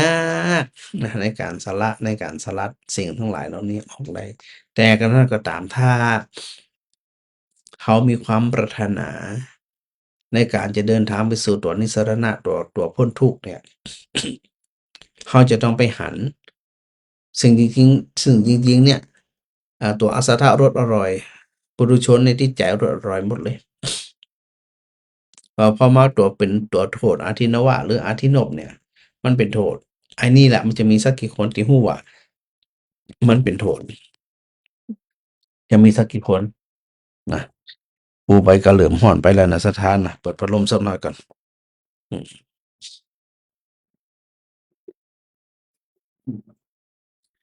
เปิดพัดลมสักกำก็เย็นน่ะเย็นก็ปิดพัดลมให้มาเนี่ย ตอนเฮาว่าอันนี้แหละเป็นหยังเป็นอนิจจังเป็นทุกขังเป็นอนัตตาถ้าไปนี่ไม่หยังเนี่ยมันฮ้อนก็เปิดพัดลมมันก็มันหนาวก็ปิดพัดลมเนี่ยนั่นก็มันได้ไปคร่ำครวญอย่างไผก็อยากได้น่ะอย่างที่ว่านั่นน่ะถ้าบ่ได้ฝึกมาเนี่ยมันเนาะจั่งใด มันขำใจเนาะมันขำใจมันอิจฉาระอาใจ เนี่ยมันอิจฉาระอาใจแท้น่ะถ้าเราบ่ได้ฝึกในการทิ้งในการปล่อยในการวาง ซึ่งมันเป็นเรื่องที่ง่ายสำหรับพระอริยะที่มันเข้าใจ แต่มันเป็นเรื่องยากกับหมู่เราทั้งหลายที่บ่เคยเดินทางเอ่ไปสู่อุบาย อุบายหรือวิธีการที่นำไปสู่ความพ้นทุกข์ได้เนี่ยเขาจะไปถึงสิ่งนั้นเลย แต่ก็มีหลายคนเนาะสถานเนาะที่เพิ่นได้เข้าอกเข้าใจในลักษณะเช่นนี้นะเอาละเดี๋ยวอย่าหาว่าพระอาจารย์อู้อยู่ตนเดียวนะแม่นิตยา เจ้า ชัดเจนก่อน เปิดพัดลม อันน่ะกะเจ้า หนาวก็ปิดพัดลม อันกะหยังกะเดียวน่ะกะ มันเป็นยากหยังเนาะ แม่นหยังสำคัญน่ะ พี่จังทุกครั้งจ้ะ เจ้าอนิจจังทุกขังอนัตตา เจ้า ก็เข้าใจที่อีแล้วมัน อยากเนาะ เจ้า ถ้าเขาเข้าใจอีมันบัดทุกข์อะแม่ เจ้า จังมัน ดีแล้วต้องเดี๋ยวถ้าแม่หนาวแม่ก็ปิดอะ นะเหมือนกันน่ะพระอาจารย์ตะกี้เปิดครั้งแรกก็เย็นอยู่ เย็นไปเย็นมาปิดเริ่มร้อน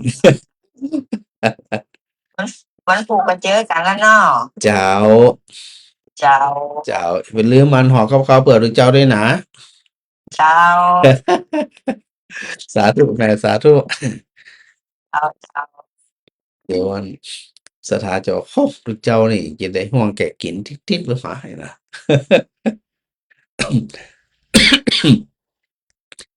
ทางมหาลัยเนี่ยเพิ่นก็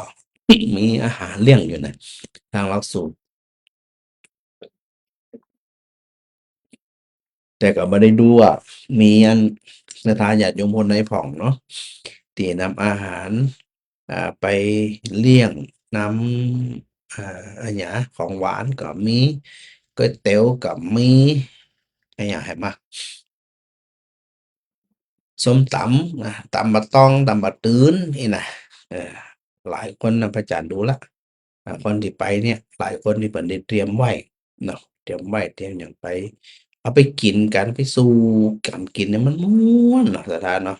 วันพรุ่งนี้น่ะดังนั้นนี่ก็ได้ในส่วนของที่ตัวนิสราชนั่นนะครับสถานที่ฟังแล้วอยากจะมีส่วนในการสนทนาธรรม ก็สามารถที่จะโทรโทรศัพท์เข้ามามาจามาพูดมาคุยกันได้ ลักษณะน่ะจะได้บ่ให้เกิดการที่เราว่าเสียโอกาสในเมื่อเรามีโอกาสแล้วเราก็ควรทำโอกาสเนี่ยมาสู่ตัวเรานะเพื่อความเข้าใจมันกระจ่างขึ้นนะจากลุ่มๆดอนๆเนี่ยเพื่อมันอาจจะปรับความเข้าใจเราดีขึ้นอย่างขึ้น มันก็มีความสุขมากขึ้นนี่นะ มันก็บ่ได้จมอยู่กับความทุกข์อิหยังทั้งสิ้นน่ะมันก็ปรับไปหยังไปนี่น่ะเจ้าแม่มะลิ การช่างเจ้า เจ้าแม่ โยมแม่ก็เงินก็อนุโมทนาบุญในความเมตตาอธิบายให้ได้เข้าใจเจ้า เจ้า โยมแม่เข้าใจแล้วว่ามันจะอีเนาะแล้วก็มีความสุขดีเจ้า นั่นแหละเราก็ต้องปรับไตร่ตรองไปเมื่อใดก็ตามที่มันมากระทบ แล้วเรารู้ทันมันน่ะ มันก็ดูเหมือนว่ามันบ่มีหยังมายักหั้งใจเราเนี่ยมีความทุกข์เลยเจ้า เจ้าการยังทานพ่อครูว่านะเจ้าเพราะว่าโยมแม่น่ะแต่ก่อนเฮาก็ไปใฝ่ฝันไปตัวนี้อยู่ แต่เฮาบ่ได้ลึกซึ้งเหมือนณขณะนี้ เจ้า ก็มันก็ยากที่ว่าจะอันนี้อะเนาะเจ้าฝึกฝนมันนิดหนึ่ง มันจะง่าย มันบ่ง่าย แต่คณะที่ว่าห้าวๆใส่ความแกล้วกล้าอาจหาญฮึกเหิมเอาใส่มันนี่นะ เจ้า มันถึงยากได้เจ้า มัน โยมแม่ว่าอันน่ะจะพยายามให้มันนักกว่านี้บ่ดีบ่อีกกัน น่ะมันอยู่ที่อันจิตที่เราไปวาง ตัวสติตัวปัญญาที่มันเกิดขึ้น ถ้ามันมีความเข้มแข็ง เข้มข้นขึ้นเนี่ย มีหยังสักอย่างจะยากให้จิตใจนี่มีความทุกข์ได้เลย โยมแม่มันมีอีน่ะเจ้าอย่างก็มันเวลาถ้าโยมแม่ทำงานหรือทำขนมเนี่ยโยมแม่จะมีจิตที่เป็นนั่นอีก สงบงานเนี่ยแต่ถ้าจิตว่างแล้วมันนั่งสมาธิอะเจ้าไปเลยอะดอก เพิ่นว่าถ้านั่งสมาธิถ้ามันไปกับมื้นตาแหมกำหนดสติเลย บ่จำเป็นจะต้องหลับตาเสมอไป เจ้า แต่ถ้าสมมุติว่ามันคงแล้วหยังมันคงแล้วก็สามารถหลับตาเพราะว่ามันปิดทวาร1ทวารบ่ตาหูจมูกลิ้นกายใจอย่างน้อยมันก็ปิดตาแล้ว เจ้า เนี่ยมันก็ปิดมันบ่เปิดช่องให้อายตนะก็คือการเชื่อมต่อไปถึงอายตนะภายนอกได้รูปเสียงกลิ่นรสสัมผัสได้อีแหน่แต่ถ้าหลับตาแล้วมันฟุ้งมึนตาเหีย แล้วอันนี้ฟุ้งแค่แล้วเจ้าท่านโอ้ จ้ะเพราะบางคนเนี่ยจริตมันบ่มาทางเพศเจ้า เจ้า เอามึนตาพอเลยมึนตาเพ่งไปเพราะ ได้โยมแม่ทำขนมนะเจ้าเพลงอยู่หั่นแล้วก็มีสมาธิมากเลยเจ้า นั่นล่ะ แล้วมันมาจดจ่อเฮาได้อย่างดีเลยแล้วเวลาโยมแม่คืนมาตี 3โยมแม่จะตื่นแล้วลุกนั่งสมาธิมันจะฟุ้งก็เจ้าอยู่บ่สิมีไผมากวนมันยังฟุ้งเอยน่ะ อันเนี้ยเราบ่ได้ฝึกตั้งสติมาแต่เดิมนะฝึกสมาธิมาแต่เดิมดังนั้น เจ้า ก็ควรฝึกแบบเวลาตั้งแต่น้อยๆไปเช่น1นาที2นาที5นาทีใน1นาทีเนี่ยโอ้จิตใจเราแนบแน่นอยู่สิ่งใดสิ่งหนึ่งก็โอเค ฝึกไปทีละน้อยเจ้าแล้วจะบ่ต้องไปคาดหวังหยัง แม่นนะแล้วโยมแม่มันชอบคิดไปที่ว่าจะวางแผนว่าวันพรุ่งเขาจะเนี่ยไอ้อย่างนี้มันแล้วก็พระพุทธองค์เพิ่นว่าอย่าคิดถึงวันพรุ่งนี้ คือคณะปัจจุบันที่เปิ้นคณะปัจจุบันเนี่ยนะสิ่งที่ปัจจุบันเช่นเฮาญะหยังอยู่ในปัจจุบันเฮาก็ไประลึกถึงสิ่งนั้นบ่ใช่ว่าไอ้สิ่งที่เฮาระลึกถึงในวันนี้เนี่ย มันจะเป็นผล กองเกิดพรุ่งนี้มันก็ขึ้นอยู่กับว่าวันนี้ที่ปัจจุบันเนี่ยมันดีกับบ่ดีเฮาคิดบ่ดีอู้บ่ดีทำบ่ดีในวันนี้ซึ่งเป็นปัจจุบันนะมันก็จะส่งผลถึงวันพรุ่งนี้มันบ่ดีเช่นเดียวกัน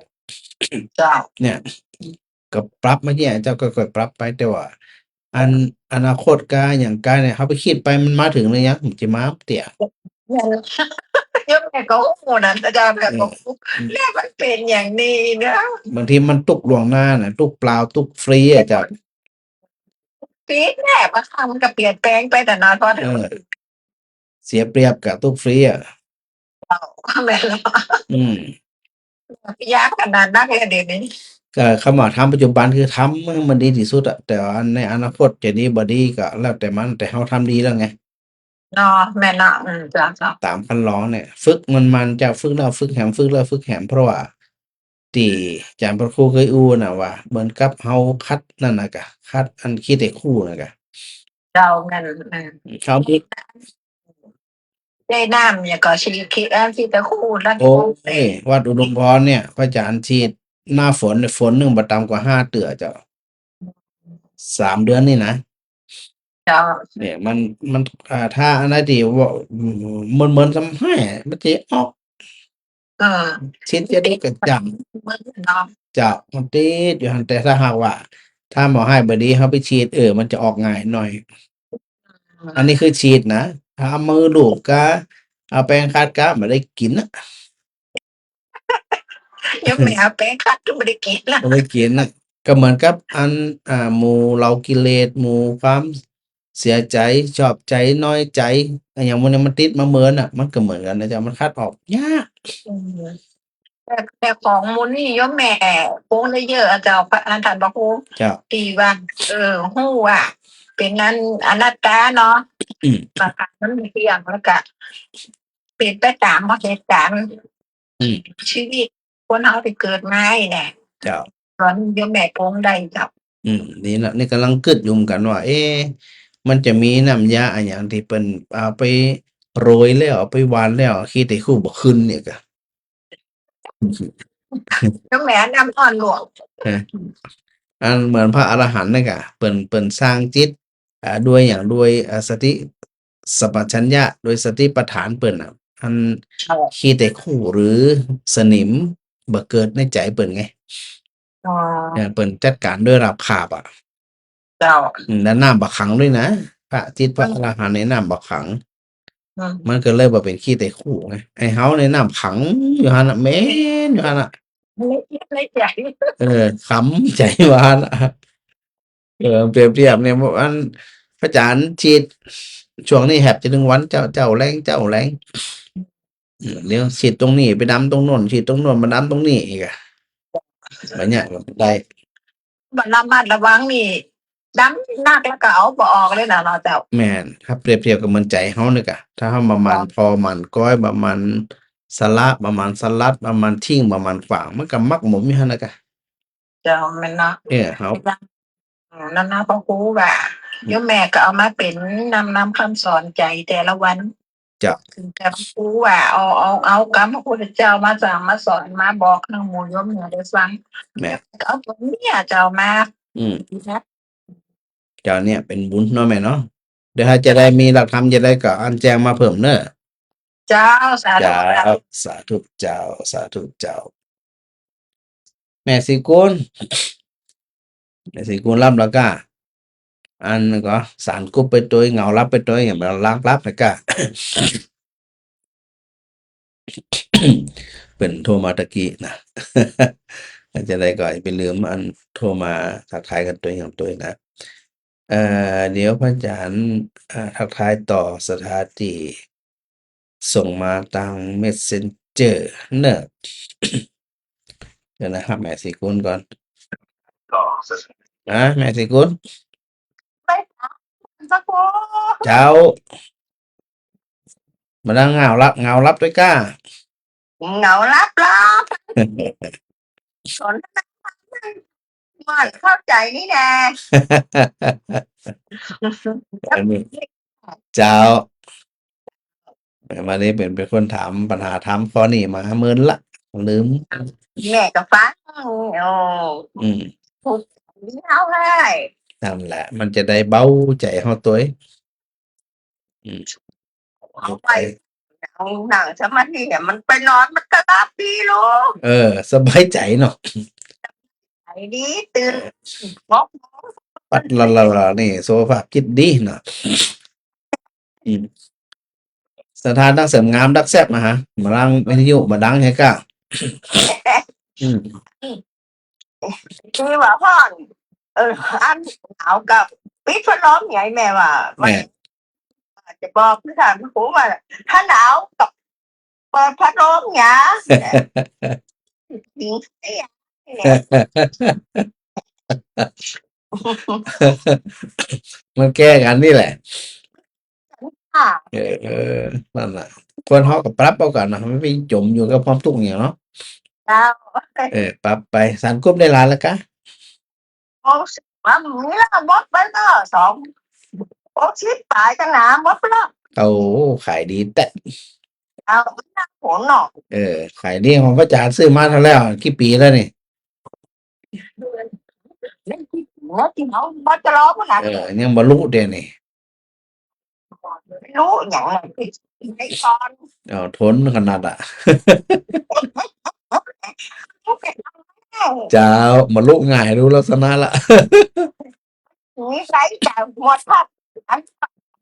พวกสมุนคุณเนี่ยเปิ่งมาเอาไปอ่ะ ค่ะ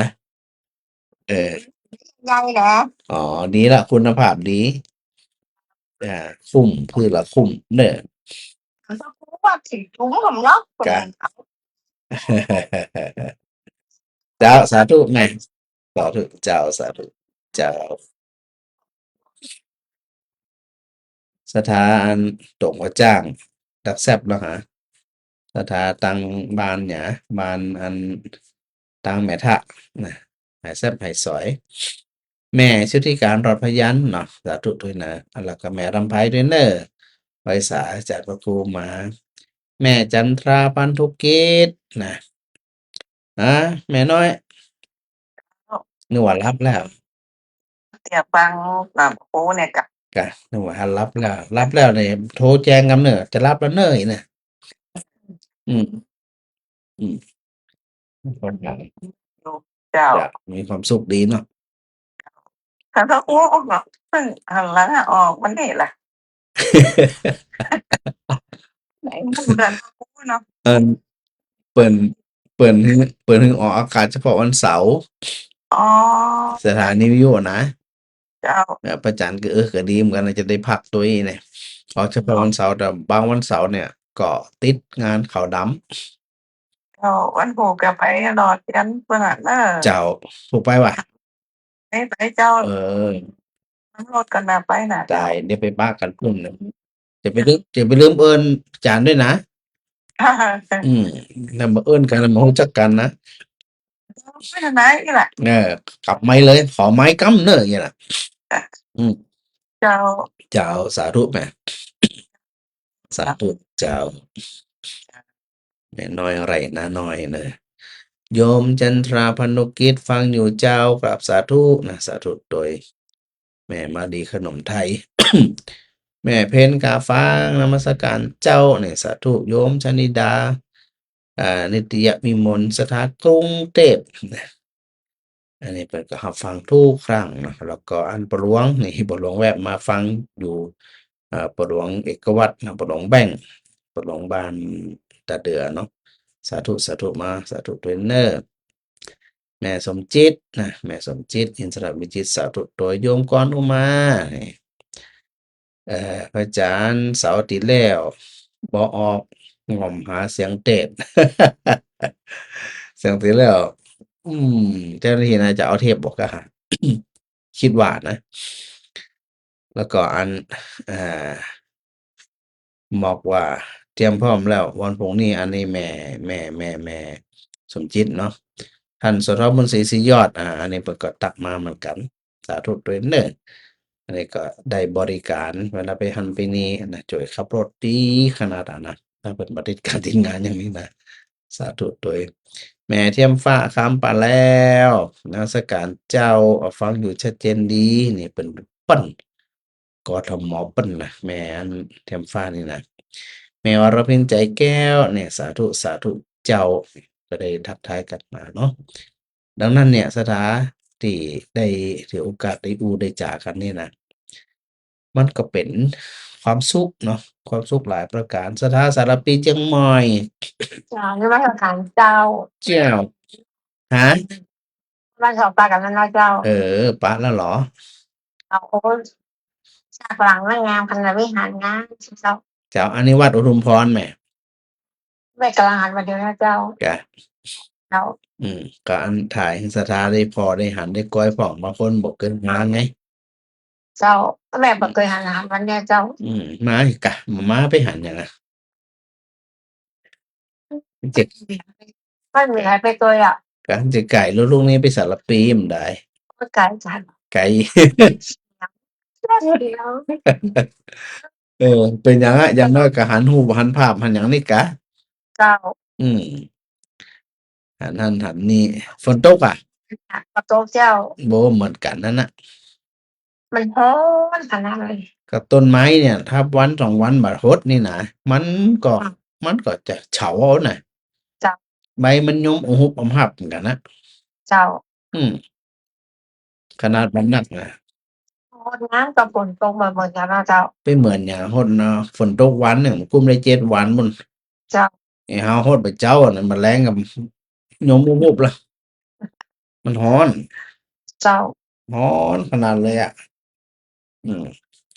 อันนั้นแม่สนท้าเพิ่นจะแวะไปแอวหาอยู่นี่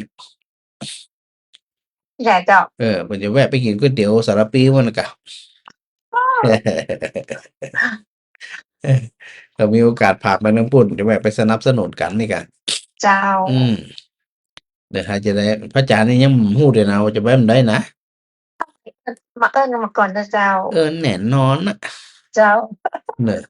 เดี๋ยวละสาธุด้วยแม่ มาสการเจ้า สาธุเจ้าแม่สุแก้วสารปีเปิ้นมีหลายคนหลายท่านนะที่อันบ่แน่ใจว่าได้ได้เปิดฟังตามวิทยุเหมือนเดิมหรือไม่เนาะเพราะหลายคนก็หายไปเงียบไปหายไปซึ่งก็บ่แน่ใจนะว่า ที่หายไปเงียบไปเนี่ย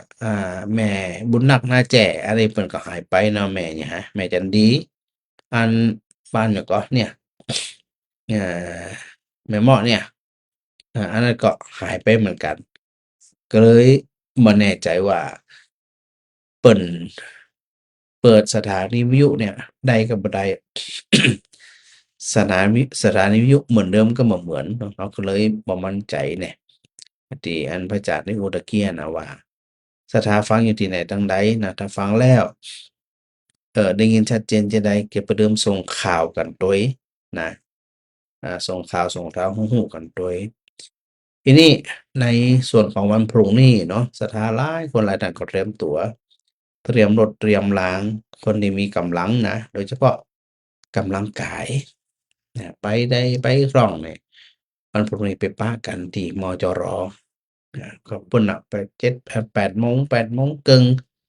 เนาะไปถึงเพิ่นน่ะเที่ยงปลายพุ่นน่ะกะมจร. เฮาเป็นวันที่26วันพรุ่งนี้ก็จะไปอันก็ร่วมถวายเทียนด้วยกันรอเทียนด้วยกันแม่ตาปงกาสุปราบ แม่ ไว้กราบเจ้ากราบขอบคุณเอา สาธุฮะ ฮะ ทั้งต้องกุเปียกข้าง กะ จังเนี่ย ถ้าชาติดีก็โอเคกะ เนี่ยดีแล้วแม่สบายดีอ่ะ เจ้าสบายดีจัด โอ้เข้าท่าลูกสบายดีนี่จิตใจแจ่มใส ฮะ มันตกเนี่ยมันแหลก อ๋อวาดปงกาหล่อเทียนด้วยแหละ ดีละหล่อเทียนเข้าพรรษาเจ้า เป็นกิจกรรม เจ้า เจ้าสาธุเจ้า ให้ว่าเงียบไปเนี่ย สาธุแม่ มันเงียบแต่เป็นเนี่ยหัวสิ เจ้าสาธุเจ้า แม่ท้าแม่ท้าบ้านฟ่อนเข้าใจแม่ท้าบ้านฟ่อนโทรมาแป๊บหนึ่งนะมันหายไปเนาะก่ออันนอกจากถวายเทียนพรรษาแล้วเนาะฮัลโหลฮัลโหล ไว้สาเจ้า ไผหา ไปหาแม่อันนี้คุยเจ้า นั่นเปลี่ยนเบอร์กันแม่บัดเนี่ย เจ้า ฮะ เดี๋ยวเจ้า เปลี่ยนเบอร์กะ อ๋ออันนี้เบอร์เน็ตเจ้าน านถึงว่ามันบ่ใช่ ไปจ่ายจะได้จ่ายสตางค์หมดอะฮะ มันหมดไปคนเดียวอ่ะเจ้า นะ ลูกสร้างอ่ะเจ้าค่ะ เออ เจ้า แม่สบายดีเนาะ เจ้าสบายดี นั่นน่ะก็ดีละสบายดีแล้วนึกถึงกันอยู่ด้วยกันมันเหมือนเด้อ กันพุ่นหมดแล้วเด้อ ดีละเจ้าตามใดตามหนึ่งก็ได้เหมือนกันนะเจ้าจะได้กระบุญรักษานะแม่ปานีนะ จ้า เจ้าสถาหุยหีเนาะ แม่ท้ามามกำเข้าใจ แม่ท้าโทรมากี่ครั้งแล้วมื้อนี้ ว่ามึงมีบ่แปะมาบ่กล้าโทรมาใหม่มากำแม่ที่โทรมามันก็ซ้ำกันซ้อนกันเนาะโทรมากำหนึ่งแต่วันพรุ่งนี้เนาะมีอยู่สองอย่างก็คือหลอดเทียนกับอันถวายพระน้ำฝนแม่ท้า ว่าจะ เจ้า ไม่นอนแต่แม่ไม่ได้ฟังแบบไม่ได้โทรแน่ นั่นน่ะ ฟังเป็นหยังอะเอาสะดวกกว่า ทุกคนมันโทรมาเนี่ยโทรไปตังนะเจ้า ถ้าโมจิ้มทีละตัวละตัวนี่บัดตันแต่เนาะ แล้วตั้งมาแน่แม่แบบนี้ป้าของน้องบนไปเล่นเนี่ยว่าจ่าแน่ เจ้าจะได้กระบุญรักษา เจ้าสาธุ สาธุเจ้าสาธุเจ้า เจ้าแม่ทาบ้านฝันนี่เป็นฟังมาเมื่อนะแต่ก่อนก็โทรมาเมื่อนะเนาะโทรมามาจากันเนี่ยนะเอาวันพรุ่งนี้เดี๋ยวผมหน่อย เจ้าแม่นี่ดิยะฮะ นี่แหละเจ้า แล้วก็อันหมอบกันเงินเรียบร้อยแล้วเจ้า อ๋อแล้วแม่จะได้ไปจดจื่ออย่างตอวันพรุ่งนี้ ไปเขียนเลยกะแม่ว่าไอ้แม่ทำบุญมาแล้วเน้อฝากมาแล้วนะ เจ้า ไปทำได้เลยพวกนี้นะ เจ้า แล้วไปหาพระอาจารย์ก็ได้ เจ้าจะมาหาพระอาจารย์เนาะอันแม่จะจดจื่อละออนไปเนาะ เจ้า มันตึงแม่เนาะ ถ้าหามป้าญาจะได้ก็ถ้าหาพระอาจารย์ป้าญาจะได้ จะนั่นนะเนี่ยได้ กำไม้เลยค่ะ สี่จะอันหนึ่ง ฮะ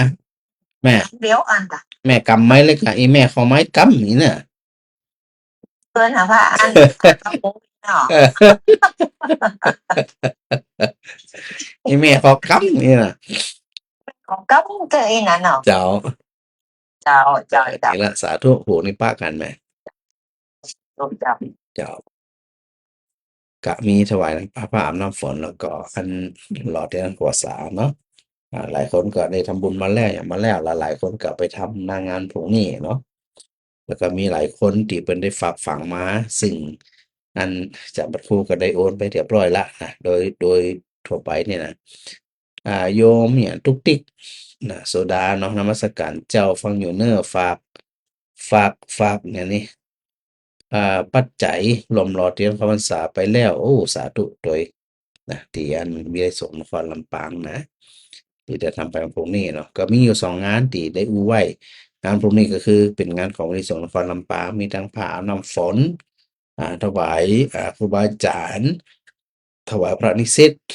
นะนิสิตจะเป็นทุกเจ้านั่นนะได้ถวายกันแล้วก็วันที่28นะต่างวัดอุทุมพรก็หล่อเทียนเข้าพรรษาเช่นเดียวกันอันนี้ก็ขึ้นอยู่กับว่าสถานสะดวกจะได้หรือไม่ นะทั้งนี้ทั้งนั้นเอาสะดวกเป็นเกณฑ์บ่ต้องมาเกรงใจอาจารย์พระครูนะว่าบ่ไปของเปิ้นร่างเปิ้นว่าหยังก้ายเนี่ยบ่ต้องไปเกรงใจเลยเพราะว่ามันเป็นห่วงเป็นใยกันเนาะเอาของมันมีความสุขเถอะนะสถาได้อู้ได้จ๋าได้ระลึกถึงคุณงามความดีระลึกถึงธรรมน้อมนำธรรมไปประพฤติปฏิบัตินี่น่ะก็สุขใจแล้วบ่ได้ต้องไปเสียใจน้อยใจบ่สบายใจนี่บ่ต้องคิดเลยเพราะอาจารย์พระครูบ่ได้คิดอยู่แล้วเนาะสะดวกก็มาเลยนะเลี่ยงเขาตอนสักคาบบ่ได้ เรื่องเขาตอนสักคาบบ่ได้ถ้ามานี่นะสถาบันตาเดียวเพิ่นก็พร้อมอยู่แล้วนะหลายคนนะขณะนี้สถาบันตาเดียวเพิ่นฟังกันแก่ญาติหลายคนแต่ว่าเพิ่นบ่ได้โทรบ่ได้ LINE บ่ได้เฟซหยังต่างๆเพราะเพิ่นบ่เล่นเนาะดังนั้นก็เลยอ่าบ่ได้รับกัน แต่จริงๆแล้วหลายคนนั้นสถาบันตาเดือพร้อมนะพร้อมในการดูแลศรัทธาญาติโยมนะมีกิจกรรมร่วมกันเนาะศรัทธาเนาะกิจกรรมร่วมกันทำร่วมกันทำบุญร่วมกัน แล้วก็ไผผ่านไปผ่านมาก็เอาตามอัธยาศัยเลย ก็บางทีก็เกิดความ เกรงอกเกรงใจศรัทธาญาติโยมเพราะว่าแต่ละบ้านแต่ละที่แต่ละแห่งเพิ่นก็มีการหล่อเทียนเข้าพรรษา มีการถวายผ้าอาบน้ำฝนในส่วนของวัดอุทุมพรเนี่ยนอกจากทำบุญผ้าอาบหล่อเทียนแล้วนะเพิ่นก็ทำบุญผ้าอาบน้ำฝนตัวยแล้วก็เป็นเจ้าภาพ เป็นเจ้าภาพในช่วงเข้าพรรษาตัวยนะเข้าพรรษาเปิ้นน่ะไปถึงลอยกระทงพุ่นน่ะศรัทธาตังวัดอุทุมพรก็ดีลูกศิษย์ลูกหาที่เปิ้นฟังรายการก็ดีรู้จักพระคุณก็ดี เพิ่นก็ร่วมกันเป็นเจ้าภาพกันเทศน์ในช่วงเข้าพรรษาพรรษาละ1กันเป็นทำผูกนะก็สลับกันเทศน์ก็เลยมีศรัทธาเนาะแต่โดยหลักๆก็จะเป็นศรัทธาต่างวัดอุทุมพรมันตะเดือเพิ่นจะร่วมกันเป็นเจ้าภาพกันตามกำลังของแต่ละคนเนาะเพื่อที่จะเป็นการสืบสานเป็นการสร้างบุญสร้างบารมีเนาะโดยเจ้าอยู่วัดอยู่วาศึกษาภาคเพียรประพฤติปฏิบัติธรรมสวดมนต์ไหว้พระแล้วก็นำมาบอกกล่าวสั่งสอนกับศรัทธาญาติโยมทั้งหลาย อันนี้ก็แต่ละคนต่างก็ทำหน้าที่ของกันและกันหลังจากนั้นก็จะได้เข้าพรรษาในวันที่หยัง29 29เป็นวันอาสาฬหบูชาเดี๋ยวถ้าจะได้เนี่ยสะดวกจะได้พระต่อไปครั้งต่อไปก็อาจจะนำเรื่องราวของวันอาสาฬหบูชาเรื่องราวของพระธรรมจักรกับปวัตตนสูตร มาจ๋าเนาะมาร่วมสนทนากับศรัทธาญาติโยมตามแต่เวลาจะเอื้ออำนวยซึ่งกันและกันเอาละในวันนี้ ก็ได้เวลาครบถ้วนนะ2 ชั่วโมงเต็มๆเนาะก็ได้ถือโอกาสได้นำหลักธรรมมาร่วมสนทนากับศรัทธาญาติโยม ก็อยู่ดีมีสุขกันคู่คนอย่าไปลืมแกล้วกล้าอาจหาญฮึกเหิมแล้วก็กราบขอบพระคุณครูบาอาจารย์ทุกรูปด้วยนะครับเด้อ